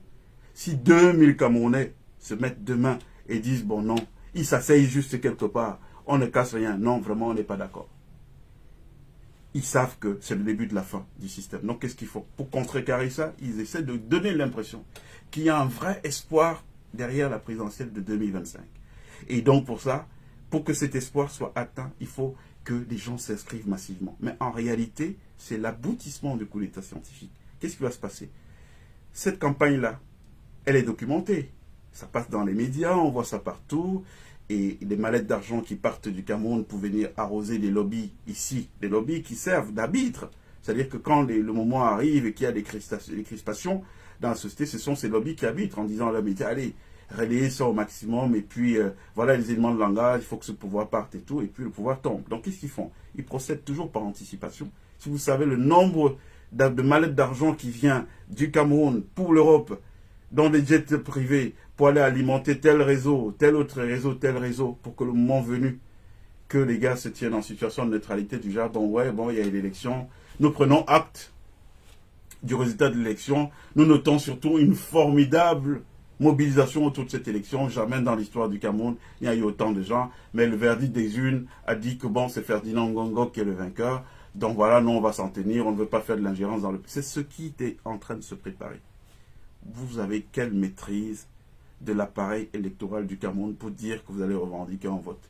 Si vous ne pouvez pas vous mobiliser pour dire qu'on n'est pas d'accord de ne pas avoir d'électricité, d'eau, vous pensez que c'est à ce moment-là que vous trouverez le courage pour venir dire aux gens que non, non, vous avez volé notre vote? Vous avez dit qui va vous entendre? Ce sera une première. Ça a été dit en 2018. Qu'est-ce que ça a donné? Parce que apparemment chez nous, on n'a pas de mémoire. On oublie très rapidement. En 2018, dès que le hold-up, parce que le hold-up, c'est d'accepter d'aller déjà aux élections dans un système qui est vicié. Vous allez aux élections alors que le système est vicié, ça veut dire que vous avez accepté les règles d'entrée de jeu, et par la suite, qu'est-ce que les lobbies à l'international vont vous opposer? Ils vont vous opposer que vous avez participé en connaissance des règles, et donc voilà, et puisque ces lobbies sont alimentés financièrement, oui, c'est ce qui se passe. Quand ils vous disent ça, vous allez faire quoi? Leurs médias ne vont pas relayer vos contestations, à la limite même dire que tout va bien, on va vous tuer en milliers là-bas, ce ne sera pas relayé à l'international, et donc l'affaire est pliée. L'affaire est pliée. Donc je ne sais pas si c'est de la naïveté, la mobilisation que je vois, ou si c'est de la manipulation, mais si vraiment c'est le cas, je dis que c'est une grosse trahison pour nos ancêtres. Parce que vous ne pouvez pas être descendant d'un peuple qui a payé le prix le plus fort dans les guerres d'indépendance de notre pays. On a versé du napalm dans certaines zones. Voyez, les ancêtres sont là, c'est encore frais, ce n'est même pas encore fini. Et tout. Aujourd'hui, vous le trouvez être complice parce qu'on a promis à un tel ou un tel un poste de Premier ministre et que par la suite, on va lui donner le pouvoir. Vous pouvez passer des deals avec des gens comme ça? Vous ne pouvez pas passer de deal avec des gens comme ça, ils n'ont aucune parole. Ce qu'ils vont faire, c'est quoi? Dès qu'ils vont finir de vous utiliser, eh bien, ils vont vous neutraliser. Hein, on connaît, hein, je vous ai parlé, hein, c'est des champions des empoisonnements sournois. Hein, et donc, on va vous mettre un truc là et puis du jour au lendemain, vous n'êtes plus dans la course et tout. Donc, on ne peut pas accepter ce qui est en train de se passer là aujourd'hui. Nous ne disons pas qu'il ne faut pas qu'il y ait des élections, mais il faut qu'il y ait des élections aux conditions qui permettent réellement que la volonté populaire puisse s'exprimer. Et ça veut dire quoi? Ça veut dire que aller vers une élection dans le cadre actuel, c'est mettre la charrue avant les bœufs. Il faut d'abord faire ce qui s'est passé au Sénégal. Par exemple, je ne dis pas que c'est la seule chose qui peut être faite dans l'absolu, mais par exemple, s'il n'y avait pas eu cette mobilisation, je vous jure, Macky Sall passait en force. Sonko et Diomaye Faye seraient toujours aujourd'hui enfermés. D'accord? Moi, je veux bien que les choses soient très très claires. Donc, Evelyne, je ne sais pas si vous êtes là, Evelyne Diomachua, parce que je ne vois pas en même temps que je parle. Si vous êtes là, je voudrais bien qu'on engage ce débat, parce que je veux qu'on comprenne un peu les uns et les autres, que ceux qui disent... Evelyne, vous êtes là? Je vois quelqu'un qui dit que le MRC n'est pas Bamileke. Je n'ai pas dit que le MRC était Bamileke. J'ai dit que je voulais parler à mes frères du MRC qui sont Bamileke. J'ai dit les Bamileke, je n'ai pas parlé d'une autre tribu. Mais je n'ai pas dit que l'ensemble du MRC est Bamileke. J'ai dit pourquoi à eux je voulais parler. Parce que je considère que c'est une entité. Le Cameroun, c'est une mosaïque de communautés qui cohabitent. Il faut aussi que ce truc-là, qu'on sorte des petits trucs... vous pensez qu'un mec de mon niveau regarde les gens par rapport à que tu viens de telle tribu ou tu viens de telle autre tribu. Moi, je fais des affaires avec des gens qui sont des quatre coins du monde. Je suis au téléphone parfois jusqu'à 4 heures du matin en fonction de là où je suis parce que je parle avec des gens qui sont à l'autre bout du monde que je ne connais même pas. Alors, je ne vais pas accepter des gens que je n'ai même jamais rencontrés pour être contre mes frères. Je vous mets au défi, hein. Quiconque ici, là, qui va venir nous parler de ces histoires de tribus, si vous êtes sûr même que vous connaissez notre culture mieux que moi, qui vous parle. Hein? Moi, je suis un enfant qui a passé les premières années de sa vie à Tchon, le centre climatique, je connais très bien, qui allait manger tous les week-ends à la chefferie Bafou et tout. Parce que mes parents, au titre de notre extraction familiale princière, il y avait une table. Hein? Donc, vous ne pouvez pas venir parler de tribalisme à des gens comme nous. Vous ne connaissez pas comment les familles sont faites en Afrique. Hein, il faut vraiment que les gens se calment avec l'histoire qui est racontée là aujourd'hui où personne ne peut plus parler. Et puis on vient lui brandir de tribalisme, tu es contre tel ou un tel. Vous ne connaissez pas l'histoire des gens. Il faut connaître l'histoire des gens avant de vouloir leur affubler tous ces trucs ridicules dont on entend parler. Alors, Raymond dit, ce que vous dites est déjà en cours de téléchargement, nous allons écraser le système de 42 ans. Alors, je ne comprends pas très bien. Bon, bref, je ne comprends pas très bien. Mais, alors, l'idéal serait que quoi? L'idéal serait que... en réalité, il faut créer des débats d'apaisement. Ceux qui veulent débattre, je peux les appeler. Hein, je peux les appeler en direct. On fait un partage vidéo. Je sais que c'était pas prévu pour vous. Hein, beaucoup sont affalés dans les salons. Et ce serait peut-être pas sexy qu'on le voit comme ça. Ben, s'il y en a qui sont chauds, eh ben, ils peuvent faire signe. Je les appelle et puis on pousse cet échange-là de visu, quoi, qu'on essaie de parler. Il faut qu'on apprenne à se parler de manière très apaisée. Et qu'on arrête le petit truc là. Vous savez, on est dans un pays aujourd'hui où, dès qu'on voit deux personnes qui peuvent s'entendre, qui peuvent converger ensemble, il y a toujours, telle personne qui va t'appeler, est-ce que tu le connais même bien? Tu sais que c'est telle ou telle chose, et puis on raconte un truc pour casser les dynamiques. Le système actuel n'a prospéré que de cette manière. Voilà, en divisant les Camerounais. Voilà, vous voyez, faites-vous votre propre expérience des gens. N'écoutez pas ce qu'on vous raconte à côté, parce que je peux avoir une relation, une expérience négative avec quelqu'un, ça ne m'empêche pas d'avoir une expérience positive avec un autre. Donc il ne faut pas arrêter d'écouter ce que les gens vous racontent et tout. Il y a Martin, Patrice qui dit la majorité des blogueurs les plus suivis est dans le coup. Ils prennent l'argent pour relayer ces... Mais bien sûr que c'est ce qui se passe. Les gens de Yaoundé, du système en haut, qu'est-ce qu'ils font? Ils ont compris qu'il y a un problème de famine généralisée. Et dès que la famine s'empare des ventres, les gens n'ont plus de conviction.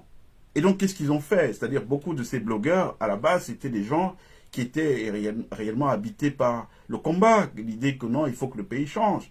Mais petit à petit, ils ont été rejoints par les contingences de vie. Hein? Comment ils vivent, comment ils vont manger. Donc, ils ont été approchés. Ah non, mais tu fais de l'audience. Avec ton audience, que de vivre comme un petit con, tu pourrais avoir un bien, te faire un petit bien. On a commencé on a créé de l'accoutumance chez eux en leur donnant un peu d'argent pour taire telle chose. Au départ, c'était ça, il ne faut pas relayer telle chose. Nous, on a été victimes. Vous voyez bien qu'aucun de ces gars, vous ne verrez pas, à l'exception de M. Biempton, Michel Biempton, que je n'ai jamais rencontré.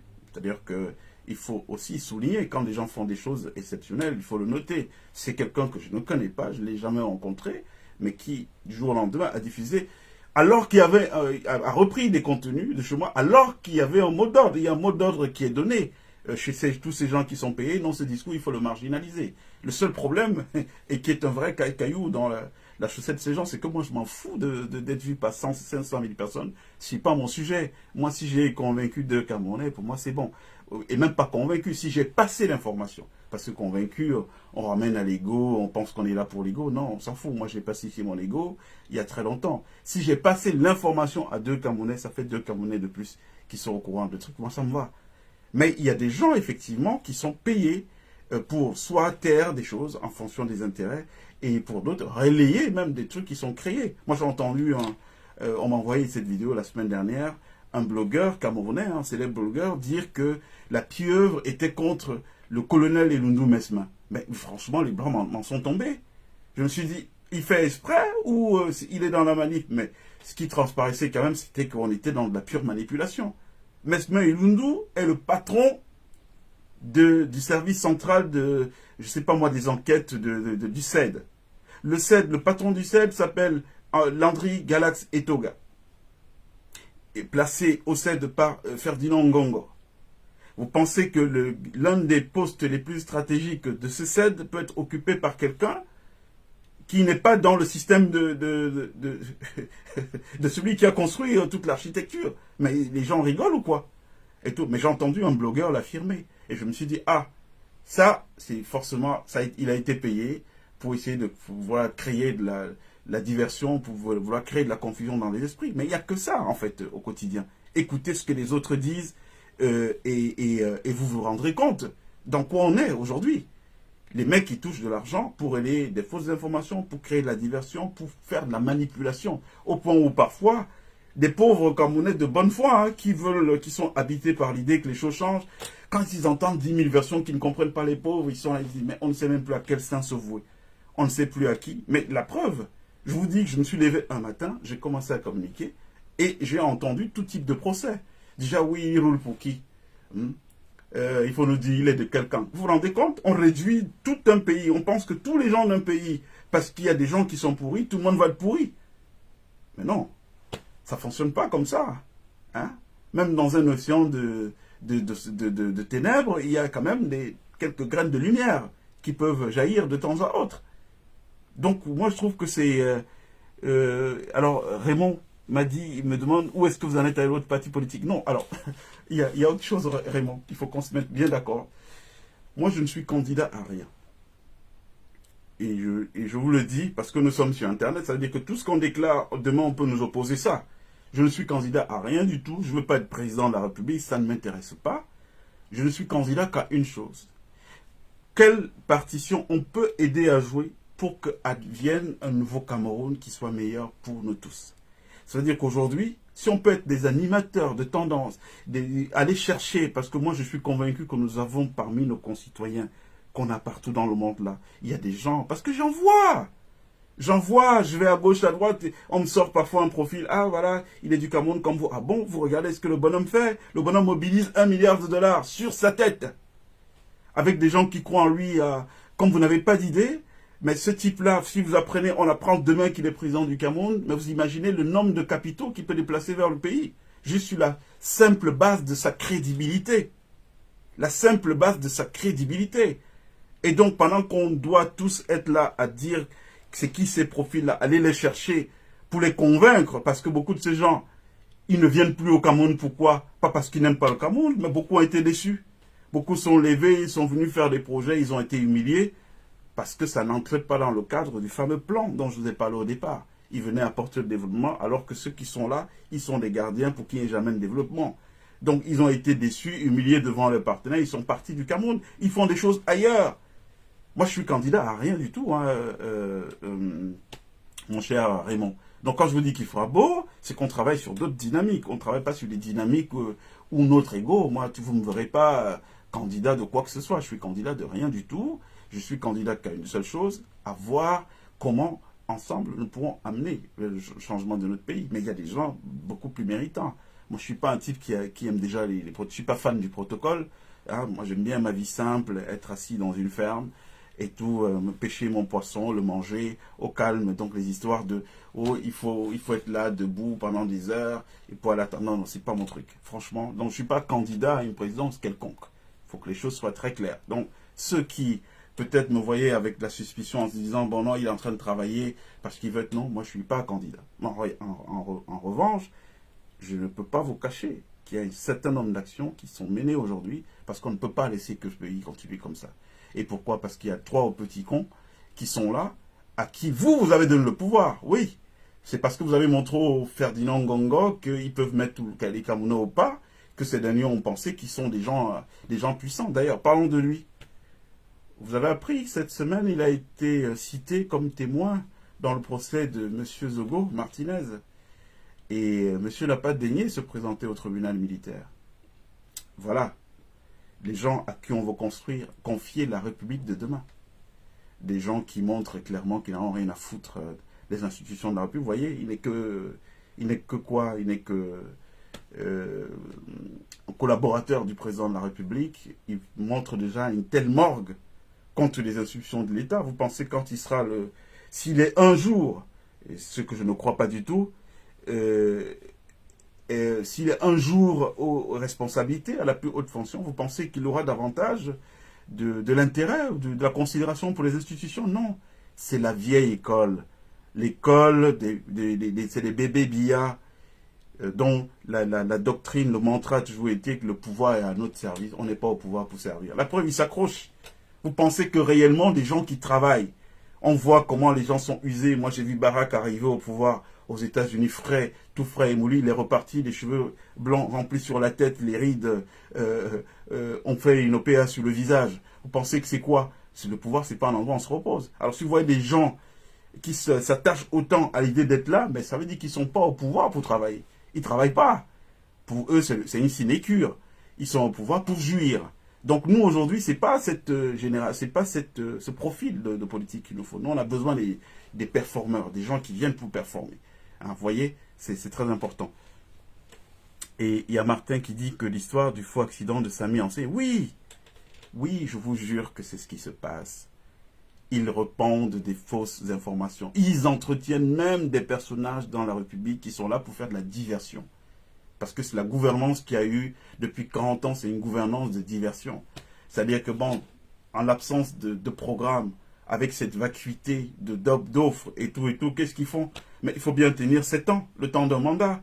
Donc, on vous crée une affaire, et puis, tous les Camerounais s'excitent dessus. Entre-temps, ils oublient que, mais ce type nous a dit que on était sur les grandes réalisations et tout. Elles sont où les réalisations? On ne les voit pas, puisque tout le monde est sur les trucs subsidiaires. Vous avez du jour au lendemain un tutu séduois qui apparaît et qui dit oui, non, je pense qu'il faut une transition et je me vois bien à la tête. Vous pensez qu'il parle de lui-même, ce type-là? Hein? Et RFI s'empresse de faire tourner le tourner l'info. Non, c'est de la diversion, c'est la gouvernance par la diversion. C'est-à-dire qu'on vient, on vous crée des trucs, puisqu'on n'a rien de consistant. Il n'y a pas un projet qui est fini pour dire, bon voilà, on avait dit qu'on va faire une route, voilà, la route elle est finie, elle va générer un trafic d'1 million de voitures par jour, c'est 1 million, ça correspond à tant de millions, avec ces millions-là, voilà ce qu'on va faire, on va mettre un peu dans les crèches, parce que toutes nos jeunes femmes mères là, qui sont seules, abandonnées avec leurs enfants, elles ont le droit de travailler, elles ne doivent pas être coincées à la maison parce qu'il n'y a personne pour garder les enfants, donc une partie de l'argent du payage de ces routes va être affectée au financement des crèches publiques pour qu'elles puissent garder leurs enfants. Ils n'ont pas ces discours à vous tenir. Donc, à l'absence de ces discours, il faut bien qu'ils vous occupent d'une certaine manière.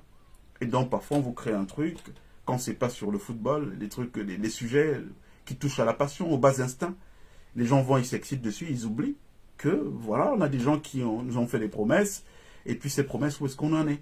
Et donc, ce qui va se passer, c'est quoi? Aujourd'hui, le truc, c'est, ah non, vraiment, il faut que chacun ait sa carte de lecteur, mobilisez-vous, ça devient même un sujet qui est mis en scène. Ah, s'il vous plaît, c'est mis en scène. Ça veut dire quoi? Ça veut dire que vous voyez un truc où... Moi, j'ai vu un truc sur Internet l'autre jour, je me suis dit, mais Ils ont une vraie ingénierie sociale, ces mecs.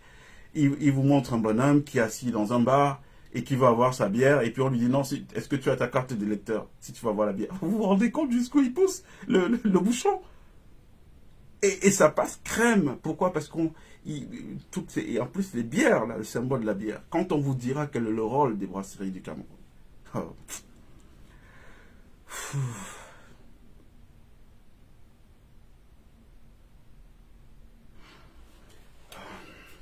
Donc voilà, on est là, on en est à ça. Aujourd'hui, il y a la pure diversion entretenue de partout. Martin dit que, Patrice dit, si les gens ne sont pas habitués à aller revendiquer pour les prisonniers politiques, ils ne pourront jamais tenir dur contre le bir et camper dans les rues en masse. Non, Martin, c'est une question de décision. Hein. Vous savez, moi j'ai connu la famille Bongo au Gabon. Je ne pense pas qu'il y avait une famille plus solidement implantée que celle-là dans un pays africain. Le patron des services secrets au Gabon, c'était Frédéric Bongo, donc un fils du père, le président, le frère, et tout. Mais malgré tout ça, vous voyez, aujourd'hui, on allait vers des dynamiques. Ne soyez pas pessimistes. Je vous promets qu'il fera beau au Cameroun bientôt. C'est-à-dire qu'aujourd'hui, on a atteint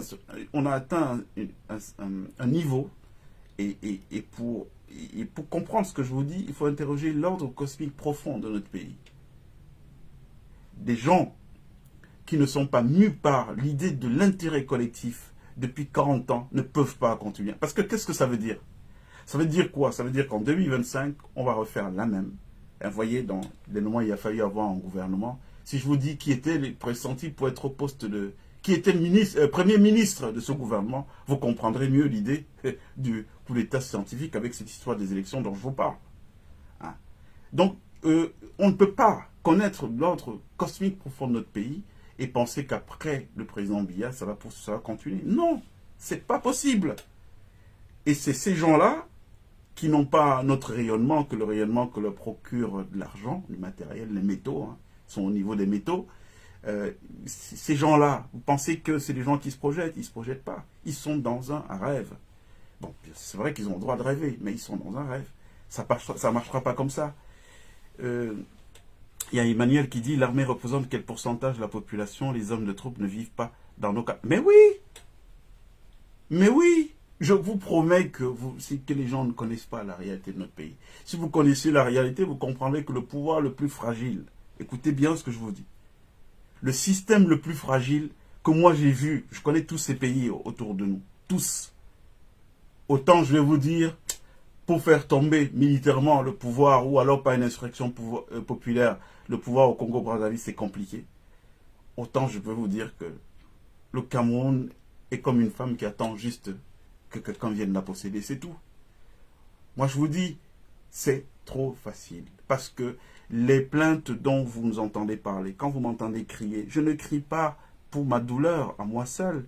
Je crie pour les millions de douleurs qui me sont rapportées. On a des amis partout. On a des amis qui travaillent dans ce système. Vous pensez qu'on a des informations comment? Quand je vous dis qu'il y a un poison qui a été commandé, pour moi, vous pensez que j'ai ces informations comment? On a des amis qui sont à l'intérieur des systèmes. On sait quelles sont leurs souffrances. Vous les voyez porter des valises d'argent pour le compte de ces gens-là. Ils ont fini de porter les valises, ils déposent dans les maisons et eux, ils rentrent. Ils arrivent, ils trouvent les enfants assis dans les maisons qui ne sont pas là à l'école parce que papa n'a pas d'argent. Vous pensez que ces gens-là, ils vont accepter de mourir pour eux? Mais vous connaissez mal ce qui se passe dans notre pays. Non. C'est pas ça, c'est pas ça. Je crois que vous vous trompez. Je vous promets que le fruit est mûr. Et pour que je me mette à découvert pour vous dire ça, comme je vous le dis, c'est parce que je sais ce qui se passe. Il y a la petite frange qui profite de cette situation. Elle ne représente même pas 0,01% de la population du Cameroun. Je vous ai dit les chiffres dernièrement. Le Cameroun, sur 30 millions d'habitants, il y a à peine 1,1 million personnes qui ont un salaire toutes les fins de mois. 724 000 du secteur privé, 750 000 du secteur privé, 324 000 du secteur public avec l'armée. Ça veut dire que chacun de ces salariés doit faire vivre 30 personnes pour que le pays s'en sorte. Et toujours à l'esprit ces chiffres. Là, c'est très important pour ceux qui aiment les chiffres et encore plus leur symbolique. Si vous avez compris ce que veut dire la vraie symbolique profonde qu'il y a derrière ces chiffres, vous comprendrez que le Cameroun est un pays mûr. Il n'y a que vous qui ne savez pas que c'est à notre portée. Et je le comprends. Je le comprends. Parce que quand pendant 40 ans, on brime des gens, on leur met des idées reçues dans la tête, ils sont alimentés de stéréotypes, ils sont vampirisés par des moyens satanistes que nous connaissons. J'ai marqué un temps d'arrêt tout à l'heure sur les brasseries. Et tout, quand vous avez un peuple qui a vécu ça, mais c'est normal qu'au bout d'un moment, quand vous leur dites que vous pouvez vous libérer, qu'ils vous voient comme un magicien, qu'ils vous disent, mais ce mec-là, c'est qui? C'est un doux rêveur, c'est un dangereux illusionniste ou quoi? Non, je comprends parfaitement, mais je vous jure que c'est pas impossible. Alors, il y a quelqu'un qui dit, à défaut de tout ce que vous prenez, vous ne pensez pas que les inscriptions sur l'histoire soient à encourager? Bien sûr, je vous ai dit que dans l'absolu, voter, c'est le seul moyen démocratique qui permet d'avoir accès au pouvoir. Mais il faut que ce soit dans le cadre d'une élection dont le contrôle sera fait par le peuple. C'est pas une élection. Si vous allez... Bon, allez, qu'est-ce que ça va changer, par exemple, aujourd'hui? L'élection de 2025 avec le même code électoral. Quelle différence il y aura avec 2018 ou 2011 ou 2004 auparavant? Il n'y aura aucune différence. Ça veut dire que vous avez les mêmes Katika, parlons comme ça, on va parler comme au Quat. Vous avez les mêmes Katika qui sont là, et puis c'est eux qui disent en fin de journée, c'est elle qui a gagné. Et vous allez faire quoi? S'ils ont dit ça, c'est elle qui a gagné, vous allez faire quoi? Entre-temps, sachez qu'ils travaillent très bien, je viens de vous le dire. Entre-temps, tout le système est arrosé à l'international, tous les lobbies, parce que j'entends des gens parler. Si vous saviez qui était Paul Biya, vous comprendrez. C'est un type qui a tenu pendant autant d'années, pas parce qu'il est assis sur les petits ressorts camerounais. Non, il a son réseau à l'international. Des gens qui l'informent. Voyez, dès que les gens commencent à parler d'un truc ici à la diaspora, à peine vous avez parlé à 2 ou 3, puis vous ne savez pas, il y a déjà quelqu'un qui a pris un jet privé qui est arrivé à Yaoundé, et parfois il arrive, même le directeur de cabinet, même le secrétaire général, personne n'est au courant de la vue de ce type-là. Il arrive, il vient, il parle à l'oreille du vieux. Dès qu'il a fini de parler à l'oreille du vieux, il prend sa petite mallette, il prend le même jet, il repart à Paris. Voilà comment ce pouvoir, c'est un pouvoir qui est installé, mais sur un puissant réseau à l'international. Ils connaissent lire ce qui va se passer et tout. Donc, tout ça est fait avec une vraie expertise, une vraie science. C'est-à-dire que ça ne va pas se passer comme vous pensez, là. C'est que inscrivez-vous. Et puis tout ça, eux-mêmes, ils créent le buzz, puisque ces influenceurs et compagnie et tout machin, ils ont des algorithmes, ils travaillent de concert avec les sociétés qui nous produisent ces services-là. Donc on relaie le message, il est vu de partout, donc tout le monde entier au courant que non, vraiment, il y a une vaste mobilisation pour les élections de 2025. Bon, alors, quand à l'issue de cette élection de 2025, que tout le monde entier a vu qu'il y avait une vaste mobilisation, on dit, le 24 c'est Ferdinand Ngongo, vous allez faire quoi? Au moins, vous voulez sortir. Vous n'êtes relayé par aucun des médias internationaux parce que les gars ont déjà été verrouillés par chacun son sac d'argent. Il a déjà acheté sa maison à Marrakech et tout. Donc, aucun journaliste va en parler et tout et tout. À la limite, on va tuer 2, 3, 4, 5 et puis les autres vont rester, ils vont se décourager et puis rien ne va se passer.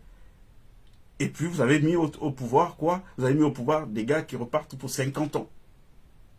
Parce qu'il faut comprendre, c'est ça l'enjeu. Vous avez mis les gars au pouvoir qui repartent pour 50 ans parce que vous les avez vus avec des yeux de naïfs, que oui, non, vous pouvez gagner. Vous avez demandé à des gens, je viens de vous dire, là, les gens se battent pour quoi dans ce monde-ci? Ils se battent pour l'histoire des femmes. Beaucoup de combats que vous voyez là, c'est que bon, je vais être le plus beau. Un gars qui a jamais pu séduire une femme et qui se retrouve dans une situation aujourd'hui, il en a 3, 4 qui le courent après parce qu'il est secrétaire général de la présence de la République du Cameroun. Vous avez dit à un type comme ça que nous comptons sur ta bonne foi pour que quand tu vas perdre les élections, tu te retires, non, on va prendre le pouvoir. Et il va le faire. Vous y croyez vraiment là? Non, attends, on rigole ou vous êtes sérieux? Non, ça se passe pas comme ça. Ça se passe pas comme ça, les frères. Ça se passe pas. Et quelqu'un dit, Monsieur Morgan, le BIR est sous le contrôle de l'armée ou de la présidence? Que non, le BIR, c'est un corps qui a été créé par le président. À la base, c'est après le coup d'État de 84, il y a une volonté du vieux, et je crois qu'il était conseillé à l'époque par Mobutu, de diversifier ses canaux de sécurité. Et donc, il s'est tourné vers Israël, parce qu'il pensait qu'il ne fallait pas mettre tous ses œufs dans un seul panier. Je vous ai dit qu'on a un orfèvre à la tête du Cameroun. Malheureusement, son génie n'a pas été un génie de bâtisseur pour bâtir, non. C'est un génie pour la manœuvre politique, et manœuvre politique stérile qui n'a rien apporté au fond, au gros des Camerounais. Ça a apporté à son pouvoir. Il s'est maintenu au pouvoir pendant toutes ces années, mais en réalité, ça a été sans grand panache. La preuve, on en est là, quoi. Après 40 ans, vous voyez ce que Ouattara a fait, là, en Côte d'Ivoire, en 10 ans, a transformé son pays. Voilà, donc ça veut dire que sinon on veut faire, la Côte d'Ivoire n'a pas plus de ressources que le Cameroun. On a plus de ressources. Mais non, il y a... Alors, il y a quelqu'un qui dit, le peuple se laisse distraire. Il avait tout Charles Pasqua créé l'affaire dans l'affaire. Oh là là là là. René Calvin. Quel talent vous êtes. Exactement, c'est dans ça qu'on est aujourd'hui. C'est-à-dire que ces gens, ils font la gouvernance par la confusion. Il y a une confusion permanente. Ça veut dire quoi? Vous avez un Morgan Palmer qui apparaît il y a 3 mois et qui commence à dire des choses. Qu'est-ce qu'ils vont faire? Bon, alors, à défaut d'avoir des affaires qu'on peut lui coller à ce Morgan Palmer, qu'est-ce qu'ils vont faire? Mais ils vont faire quoi? Ils vont envahir les inbox des gens qu'ils ont repérés comme étant des spectateurs des lives de Morgan Palmer. Ils vont envahir leurs inbox via leurs contacts interposés, hein, pour répandre des rumeurs. Ah, ce type-là, tu le suis, est-ce que tu le connais même bien? Non, il y a telle ou telle autre chose et tout. Et donc, vous allez voir du jour au lendemain, vous tenez un discours qui est complètement dilué. Et dilué pourquoi? Parce que sans que vous le sachiez, je vous parle des méthodes que je connais. Je sais comment ils fonctionnent, ces gens-là. Donc, du jour au lendemain, quelqu'un qui était peut-être en train de vous montrer le chemin, eh ben, on va venir créer un phénomène de discrédit sur l'image, au point vous allez... Et puis, ça va être quoi? Ça va être le défaitisme. Il dit, non, mais finalement, on va me compter sur qui dans ce pays? L'autre, là aussi, est venu dernièrement, il a voulu faire son tour de magie, et aujourd'hui, il est mis à nu et tout. Et donc, qu'est-ce qui se passe? Les gens se retrouvent dans un esprit de défaitisme. Donc, rien ne peut être fait. Donc, comme rien ne peut être fait, on fait quoi? Bon, on va faire comment? Regardons nos enfants grandir. Et là, les gars ont réussi leur coup. Donc, René Calvin, c'est exactement ça. On crée une affaire dans l'affaire, et puis il y a tellement d'affaires qu'à la fin, on ne sait même plus c'était quoi l'affaire de base. C'est exactement ce qui se passe aujourd'hui. Et il faut que les Camerounais, mais vraiment mes chers frères et sœurs, je souhaite que vous compreniez que vous n'avez pas affaire à des enfants de cœur. C'est-à-dire, quand vous luttez contre les gens, renseignez-vous sur leur CV quand même. Il faut savoir c'est qui vous avez en face de vous. C'est des gens qui ont un vrai génie pour le mal. Ces satanistes-là, ils ont un vrai génie pour le mal, ils y travaillent. Moi, j'ai peur d'eux. Quand je vous dis j'ai peur d'eux, ça veut dire que avant d'ouvrir ma bouche, avant de dire un mot, si vous savez combien, ça m'a pris au moins une semaine de réflexion. Parce que j'anticipe tous les scénarios possibles.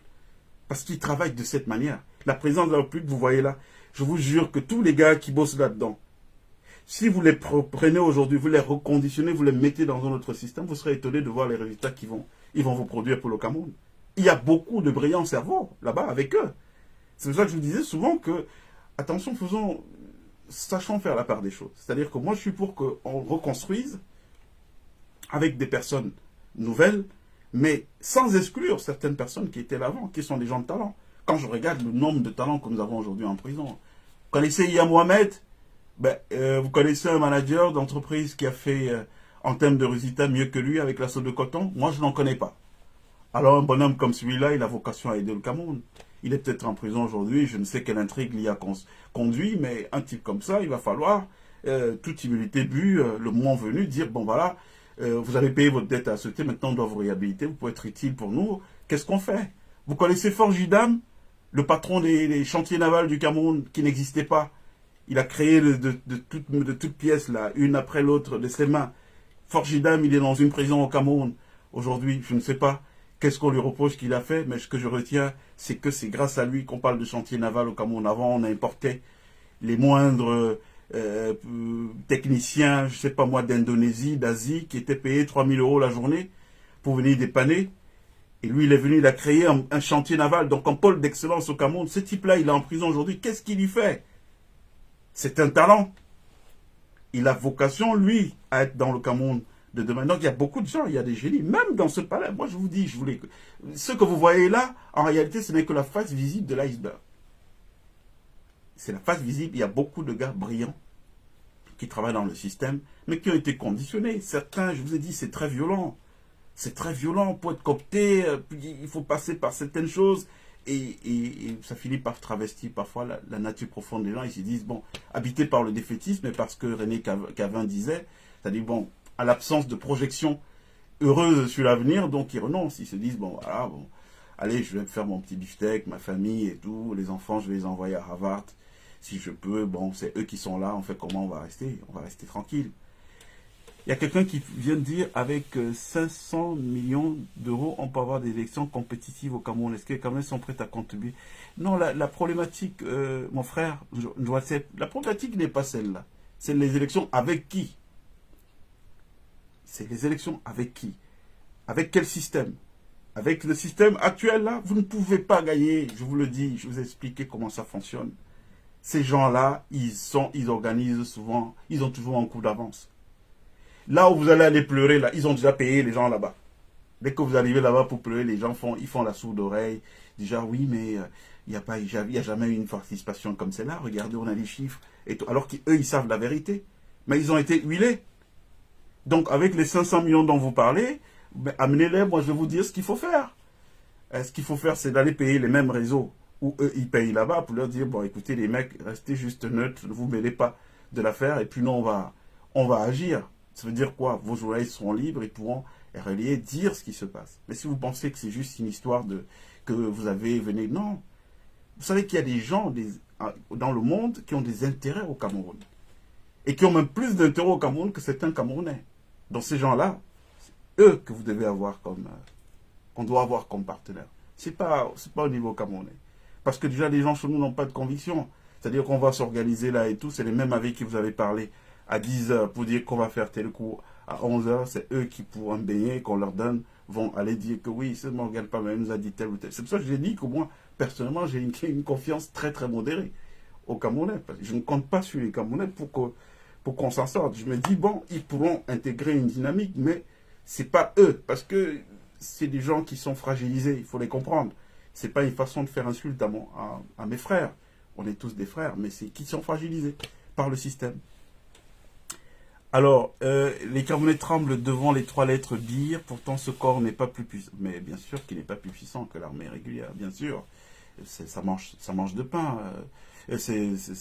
Ça coule de source, là, c'est la palissade, mon cher Issola. Bien sûr qu'ils ne sont pas... C'est juste que, je vous ai dit, le phénomène d'émasculation de notre leadership au Cameroun qui fait que, bon, on a beaucoup d'hommes, apparemment, mais qui en réalité n'ont plus toute l'énergie, hein, parce que c'est important l'énergie. Ils n'ont plus toute l'énergie qu'il faut pour pouvoir porter certaines causes. Ils ont été dépossédés de leur substance, qui fait d'eux des gens qui peuvent réagir à un moment donné et qui peuvent porter. En ça, le système a été très très performant, hein, dans la castration des volontés. Alors, Camgrim Raymond me dit, que pensez-vous du politicien Maurice Kamto? Est-il l'homme de la situation en 2025 ou pas? Alors, Maurice Kamto, c'est un politicien, je parlais un tout petit peu de lui. Je retiens quoi? Le MRC. Moi, j'aime bien parler des partis. Je ne suis pas un type qui focalise sur les hommes. Moi, je crois plus à la puissance des systèmes qui sont mis en place. Parce que les hommes, ils peuvent être variables. Un homme peut être... comme on dit, l'homme divers et ondoyant, un homme peut être bon aujourd'hui et pas bon demain. Donc moi j'aime bien ces systèmes. Le MRC, c'est un parti qui a été créé en 2013. 5 ans plus tard, il se présente à une élection présidentielle, il devient deuxième. Il est deuxième de la présidentielle. Après 5 ans d'existence. C'est une prestation, mais c'est une performance, mais assez rare. Le seul problème du MRC, c'est pour ça que j'ai voulu parler tout à l'heure à mes frères. Faites très attention. On ne fait pas la politique avec les organes. Hein. La politique, il faut être froid. Il faut être froid. Vraiment, tous les organes que je vous vois avoir, allez me laisser ça dans les greniers à l'ouest et vous revenez. Vous, comment des businessmen, est-ce qu'il y a des organes dans le business? Des businessmen, des gens qui ont créé des fortunes depuis X temps et tout, malgré un contexte d'adversité. Parce que je l'ai dit, l'entrée des Chinois au Cameroun, qu'est-ce qui a favorisé cela et tout? Mais malgré cela, quand même, les gars se battent toujours, ils sont là, ils assurent. Alors, comment des gens qui ont pu faire le business à ce niveau-là amènent des organes? En politique, il n'y a pas d'organes. En politique, on est dans le calcul froid. Donc, le MRC arrive deuxième à la présidentielle. Pour moi, c'est la plus grosse performance politique qu'on a eue ces derniers temps. Pour un parti qui n'a que 5 ans d'existence, devant l'UPC, l'UDC, tous les vieux partis traditionnels qui étaient là, le SDF même et tout. Alors, ils font ça, on s'attend à ce que les CES soient transformés en imposant au moins une cohabitation lors les locales à venir. Les locales arrivent, formidable mobilisation. Je vous jure que si le MRC avait participé à cette élection de proximité-là, on aurait eu, à défaut d'avoir une cohabitation à l'Assemblée, on aurait eu un groupe, comment on appelle, un groupe parlementaire fort au niveau de l'Assemblée. Bon, ils ne participent pas.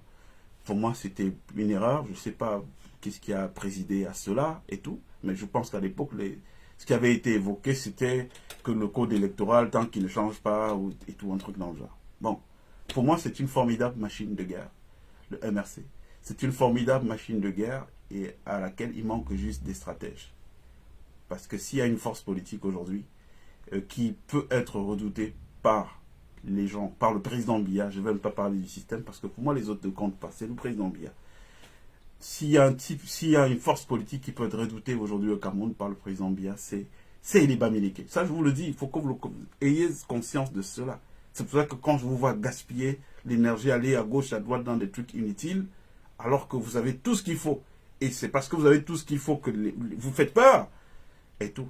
C'est les seuls aujourd'hui. Pourquoi? Parce que, le MRC, c'est un parti qui sait se mobiliser, qui sait se solidariser, qui a la capacité de décider des moyens et puis de mettre ces moyens sur la table pour agir. Maintenant, moi je pense que la faiblesse du MRC, c'est au niveau de la stratégie. Oui, parce que comment voulez-vous qu'une machine comme celle-là, aujourd'hui, repose sur un seul ressort? Ça veut dire quoi? Nous, on est le camp d'en face. Imaginez que moi, je travaille pour les gens d'en face et tout. Je sais que, d'accord, toute leur stratégie est construite sur un personnage, mais je lui crée des emmerdes au personnage pour le discréditer. Comme vous avez mis tout votre œuf sur un seul panier, mais ce panier s'écroule. Il n'y a pas d'autre profil. Qu'est-ce que vous voulez nous dire là, à l'Ouest? Que si aujourd'hui le professeur Maurice Kamto, qui est un homme brillant, ne peut plus, donc le parti disparaît? Non. Aujourd'hui, vous devez faire ce que moi je vois les juifs faire. Les juifs qui sont partout.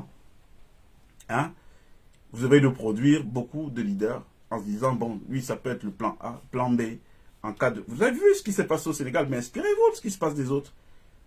Sonko, on l'a bridé, ils ont vu venir le coup avant. Il a dit, bon, allez, si je suis bridé, qui est-ce que je peux mettre? Je vais mettre quelqu'un d'autre en avant et tout. Ils sont au pouvoir aujourd'hui. Vous n'êtes pas un syndicat. Un parti politique n'est pas un syndicat. La vocation d'un parti politique, c'est de conquérir le pouvoir. Et conquérir le pouvoir en utilisant tous les moyens fins qui peuvent être à leur disposition. Et donc, ça déjà, il faut vous débarrasser de l'histoire des organes, parce que vous devez convaincre. Et si chaque personne qui va venir émettre un avis sur votre parti, donner un conseil et tout, est tout de suite agressée, mais la politique, c'est l'addition. La politique, c'est pas la soustraction. Il faut que chaque personne que vous rencontrez tous les jours soit quelqu'un, un électeur potentiel pour vous. Mais si ça doit être une affaire que non, non, vous n'avez pas besoin de faire ça. Est-ce que vous entendez les juifs dire non, c'est l'union veut être entre nous? Non, mais ils le font, mais de manière souterraine. Donc pour moi, c'est une formidable machine de guerre, mais qui est sous-exploitée. Pour moi, elle est sous-exploitée. Je suis pas, sans vouloir, c'est pas mon projet et tout, mais vous me donnez une telle machine de guerre. Moi, je parle du système, Moi, je parle pas des hommes. Vous donnez un tel truc, non, je prends n'importe quel pays. N'importe quel pays. Donc, il faut revoir ce truc-là. Et puis, je pense qu'il y a beaucoup de choses qui peuvent être... beaucoup d'autres choses qui peuvent être faites. Mais il faut être inclusif. Il ne faut pas être exclusif. Le Cameroun d'aujourd'hui, c'est un pays qui ne pourra pas se construire avec certains contre les autres. Pour construire le Cameroun de demain, il va falloir qu'on soit tous ensemble. Voilà. Donc, il faut éviter les dynamiques qui sont vues comme étant des dynamiques qui rassemblent que quelques-uns contre les autres. Non, ça ne marche pas. Il ne faut pas le quelques-uns contre les autres. Mais regardez ce qui se passe. Le RDPC, il domine pourquoi? Ils ont mis Niat, ils ont mis Cavaille, ils ont mis Biya, et on a le fameux triangle équilatéral du professeur Charles. C'était Lep, le professeur Lep. Bon. Il faut réfléchir comme ça. Il faut réfléchir. Moi, j'ai rencontré Mamadou Mota, c'est quelqu'un que j'aime beaucoup, le numéro 2 du MRC. J'ai eu des échanges réguliers avec lui en prison quand il séjournait en 2019. Et j'ai vu en lui quelqu'un qui portait quelque chose, quoi. Mettez d'autres profils en avant. La preuve, la plus grosse réussite du MRC a été de faire émerger ce qu'on ne voyait pas d'enforcement dans les autres partis, une série de talents. Hein. On a vu les jeunes venir apparaître sur la scène médiatique, qui sont venus, qui ont commencé à porter le discours, et ça a créé de l'adhésion, une adhésion massive. Il faut poursuivre dans ce chemin et éviter d'être vu comme des gens qui, en réalité, portent un projet communautaire, mais qui veulent imposer à l'ensemble d'une nation. Non, vous n'avez pas besoin de faire ça. La politique, c'est pas, on n'est pas, non, tout le monde, vous agrégez, inclusif. Et donc, éviter de faire des recoupements. Moi, parfois, ici, je parle, moi, je dis des choses qui peuvent même être profitables. C'est des conseils gratuits. Vous savez, moi, mon métier, c'est consultant. Donc, je suis payé pour donner des conseils. Donc, quand je donne un conseil qui est gratuit et que derrière, je me fais insulter, juste parce que j'ai quelqu'un qui n'a pas compris où est-ce que je veux aller, alors qu'il aurait pu m'interpeller, même en off, pour me dire, bon, il y a telle chose, vous avez dit, qu'est-ce que vous entendez par là, qu'est-ce que vous vouliez, et puis on s'estime, bon. Vous voyez, bon, moi j'ai de la bouteille, hein. Moi je suis plus au niveau des organes, donc vous pouvez m'insulter jusqu'à demain, ça va pas me faire changer la vie, mais il y a des choses à faire en fait. Alors quelqu'un dit, comme Raymond, avec un peu de courage et de détermination, Cabral peut faire la différence. Pourquoi faites-vous une fixation sur la personne? Non, moi je ne fais pas de fixation. Je vous disais justement que moi je m'intéresse beaucoup plus au système, pas aux hommes. Parce que c'est la puissance des systèmes qui peut garantir la pérennité. Les hommes sont fragiles. Ils ont leur lot de contingences. Quelqu'un peut être bon aujourd'hui, demain il est fragilisé par d'autres problèmes. Et donc si tout le système se construit autour de la personne, eh bien ça s'écroule. Donc moi je ne crois pas du tout aux constructions comme celle-là. Je pense que construire le système est plus fort que l'homme. Vous devez être capable à tout moment de nous sortir du chapeau un bonhomme et le mettre là, comme ça s'est passé au Sénégal, et les gens votent. C'est le système, la puissance du système qui a fait qu'aujourd'hui, on a un président, quelqu'un qui, il était à des années-lumière lui-même d'imaginer qu'il peut être président un jour. C'est parce que le système était plus puissant. Ne construisez pas autour d'une personne, construisez autour d'un système. Et puis la personne est ce qu'on appelle une variable d'ajustement. Donc ça peut être lui, comme vous pouvez sortir n'importe quelle personne sous le chapeau, et puis la mayonnaise prend toujours en fait. C'est ce que j'essaie de dire. Alors, que pensez-vous du politicien Cabral? C'est un formidable tribun, hein, il porte bien le verbe. En tout cas, alors Cabral Libye, c'est un politicien qui a été... C'est quelqu'un de... Comment dire? Il n'y a pas un autre profil comme ça dans l'histoire de la politique du Cameroun. Je m'explique. C'est pas un bonhomme qui est arrivé un jour et qui a dit « je veux devenir politicien ». C'est un bonhomme qui participait à des émissions à la télévision, il portait bien le verbe et tout. Et les gens, il a été l'objet d'un plébiscite. C'est-à-dire que c'est un plébiscite populaire qui a fait de lui un homme politique. Je ne sais pas si vous comprenez. Et c'est pour ça que quand j'entends dire, oui, les Bami, ils n'aiment pas d'autres gens. Moi, je me rappelle qu'à l'époque, ceux qui ont porté Cabral pour transformer l'homme médiatique en homme politique, ce sont les Bamileke. Moi, je me rappelle comme si c'était hier. Et tout. Donc, pour revenir sur la personne de Cabral Libye, c'est quelqu'un qui porte bien le verbe, hein, bonne énergie, hein, en tout cas au début, et je pense qu'il aurait quand même gagné à consolider les structures avec lesquelles il s'est construit au départ. Parce que vous voyez, un grand homme politique, on l'évalue aussi à sa capacité aux loyautés, aux fidélités. J'observe qu'il y a beaucoup de gens qui étaient avec lui au début, quand il commençait, et qui sont plus là. Or, je l'ai dit, c'est quoi le but de la politique? La politique, c'est les additions, c'est pas les soustractions. C'est-à-dire que tu as déjà une famille, un socle, celui qui te porte. Si ce socle qui te porte, au socle qui te porte, tu dois additionner de nouvelles personnes qui viennent. Mais c'est pas des nouvelles personnes qui viennent, d'autres s'en vont, c'est pas bon. Donc, il faut qu'il travaille déjà à créer de la constance. Je vois que c'est quelqu'un qui a bénéficié de beaucoup de grâce dans un pays comme le Cameroun. C'est-à-dire que c'est les Camerounais qui sont levés, qui ont dit, bon, ce gars-là, il va être notre Macron. Hein, bon, c'est peut-être un peu abusé. J'aime pas trop ça, ces comparaisons, mais il va être un homme politique sur lequel on va... Donc, il a été fabriqué de toutes pièces par les Camerounais. Bon, est-ce qu'avec du recul aujourd'hui, on est sur les mêmes taux d'engouement? Pourquoi cet engouement a été perdu? Il va falloir reprendre à ça. Mais à la base, je pense qu'il a un très très grand potentiel. Il avait un grand potentiel d'être quelqu'un qui a pu mettre tous les Camerounais d'accord comme ça. Il n'y avait pas de problème de tribalisme là, vous voyez? C'est des gens d'ailleurs qui sont venus, qui l'ont plébiscité, et puis il a intéressé tous les Camerounais. Il a agrégé, et puis voilà. Mais voilà, c'est bon profil politique, je pense. Hein. Alors voilà, il y a Solange Guénin qui dit voilà, j'avais cotisé, pour 110 millions de machins là. Non, Solange, ne soyez pas dur. Vous savez, le pays qui s'appelle Cameroun, c'est un pays très compliqué. Il y a trop de pression en interne. Trop, trop, trop de pression. Parce que, et vous savez, on n'est pas propre. Hein. Chaque être humain a sa part de cadavres dans les placards. Donc parfois, vous êtes rattrapé par des cadavres que vous-même vous avez oubliés et vous pouvez vous retrouver l'objet de chantage qui vous font virer votre cutie. C'est des choses qui arrivent. Soyez pas dur. Dites-vous qu'on est dans un phénomène, dans un mouvement d'apprentissage politique. Alors, qui me dit là? C'est vous, le Kamto ne sera jamais. Pourquoi il serait jamais président? Tous les Camerounais ont le droit d'aspirer à la présidence et de le devenir si l'ensemble de leurs concitoyens estiment que ils ont le talent et ils peuvent porter des aspirations collectives. Non, moi je suis pas pour le tel ne peut pas être président. Pourquoi il va pas être président? Non, Kamto, comme un autre, a le droit d'être président du Cameroun. Et dans son cas, on a vu qu'il a déjà fait un essai, et l'essai n'était pas mal. Arrivé deuxième, après 5 ans d'existence seulement comme parti politique, même si je considère quand même, pour être tout à fait honnête, qu'on est dans un pays aujourd'hui où tout est un peu sous contrôle. Quoi. Vous voyez un peu, le pouvoir décide de qui doit être là, qui ne doit pas être là. Bon. Alors, il y a quelqu'un qui dit, j'ai contribué aussi à vous porter en son temps lorsque vous avez votre émission Magic FM. J'attends toujours mon café. Ah oui, ben Raymond, je sais que c'est une boutade, Raymond. Raymond, je le connais depuis quoi, 25 ans. Aujourd'hui, un peu plus ou un peu moins. Raymond, c'était un de mes auditeurs à l'époque qui était très très fidèle. Raymond Kamga, c'est son vrai nom, et justement, je garde un très très bon souvenir. C'est pour ça que je ne crois pas à l'histoire de tribalisme dont les gens parlent. C'est ceux qui ne connaissent pas. Vous savez, ils ne savent pas quels sont les liens que les uns ont avec les autres. Ah d'accord, la réponse ne m'était pas adressée à Issatou. D'accord, j'ai bien compris.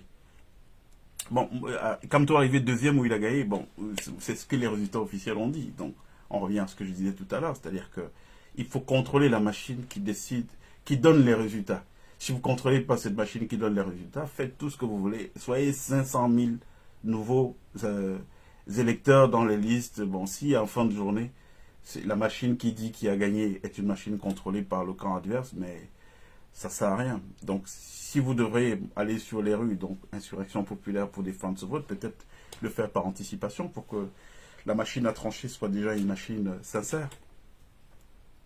Alors, quelqu'un dit, si le MRC avait participé aux élections, je vous jure que ce parti n'existerait pas aujourd'hui. Comment expliquez-vous cette décision? Elle fait si mal au régime en place. Non, c'est pas sûr, c'est pas sûr. Moi, je pense que aujourd'hui, il n'y a pas d'opposition au Cameroun, dans le sens que, vous voyez, il y a une absence de débat démocratique à l'Assemblée nationale. Parce que, dès que vous sortez de M. Liby, qui de temps en temps essaye quelques saillies, il y a qui? Et je pense que d'ailleurs, en termes de compagnons de lutte à l'Assemblée, j'ai vu, il y a une jeune dame dans son parti, je crois que c'est sa porte-parole. Je n'ai pas compris que des fortes têtes comme celle-là ne soient pas parmi les gens qui étaient investis par son parti pour devenir député. Parce que notre Assemblée nationale a besoin d'être animée, quoi. On a plein de pépés qui boivent du bilibili avant de venir aux sessions. À l'Assemblée, du coup, le débat est endormi, quoi. On dirait quand même besoin d'avoir des gens qui ont un certain panache pour pouvoir animer le débat. Une fois de plus, je vous dis, moi, je ne crois pas du tout aux organisations qui reposent sur les hommes. Je crois sur un homme. Je crois aux organisations qui reposent sur un système. Regardez quand Sarkozy était président en France. Vous aviez Rachida Dati, Ramayad, Jean-François Copé, Xavier Bertrand. Ces gars pouvaient vous tenir en haleine des plateaux de télé, de radio sur une journée. Et c'était des talents à tout le temps.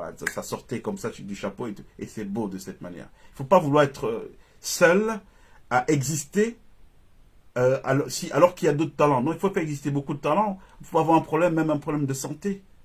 Et alors, est-ce que parce que vous avez un problème de santé, toute la machine doit s'arrêter? Donc il faut fabriquer des talents, quoi. Il faut mettre des gens en avant en fonction des capacités qu'ils ont. Et puis ça va permettre que tout le monde... Oui, mais voilà, M. Ebongue, Biya ne perdra jamais le pouvoir par les... Mais c'est clair qu'il ne perdra pas le pouvoir par les urnes. Sauf si ce sont des élections qui ont respecté toutes les conditionnalités auparavant. Hein? Ouais, c'est vrai, Diana. C'est une utopie de croire qu'on peut gagner aux urnes. Non. Moi, je pense que c'est compliqué, ça va être très très compliqué. Moi, ce que je suis en train de voir, c'est que, bon, il recule, hein, j'en profite pour vous donner les nouvelles, les dernières nouvelles. Bon, aujourd'hui, on a tapé un peu trop fort en plein cœur d'un truc. Ils s'attendaient pas à ce que aujourd'hui tout le monde soit au courant de ce qui est en préparation. Donc, ils peuvent être tentés de nous refaire le coup du vieux candidat en 2025 pour continuer à faire la gouvernance en back-off. Ça, c'est ce qui se prépare, mais ça aussi, il va falloir qu'on puisse le dire. Le vieux doit pouvoir nous montrer qu'il a toutes les capacités de pouvoir gérer un pays. Moi, je n'y crois pas. Hein. Et, papa, tu as fait ce que tu pouvais faire. 50 ans de vie publique, c'est trop. Il faut que tu te reposes. Hein. C'est normal de se reposer. Donc, ça aussi, ce sera même un problème. Nous présenter le président Biya en 2025 comme candidat. Moi, personnellement, je serais opposé à ça. Ouais, parce que je pense que... Bon, qu'est-ce qu'il va faire les 7 prochaines années qu'il n'a pas pu faire en 42 ans? Dites-moi. C'est quoi qu'il va faire? Au moment où il n'a plus de vigueur. C'est-à-dire qu'il est arrivé au pouvoir en 1982, il était plein de vigueur, de panache et tout. Il était la personne qui exécutait les projets d'Aïdjo. Bon, pourquoi il n'a pas poursuivi les choses? Et c'est maintenant en 2025 qu'il va faire quoi? Donc là, on est dans le pouvoir pour le pouvoir, les gens qui veulent être là. Ça nous apporte rien, ça.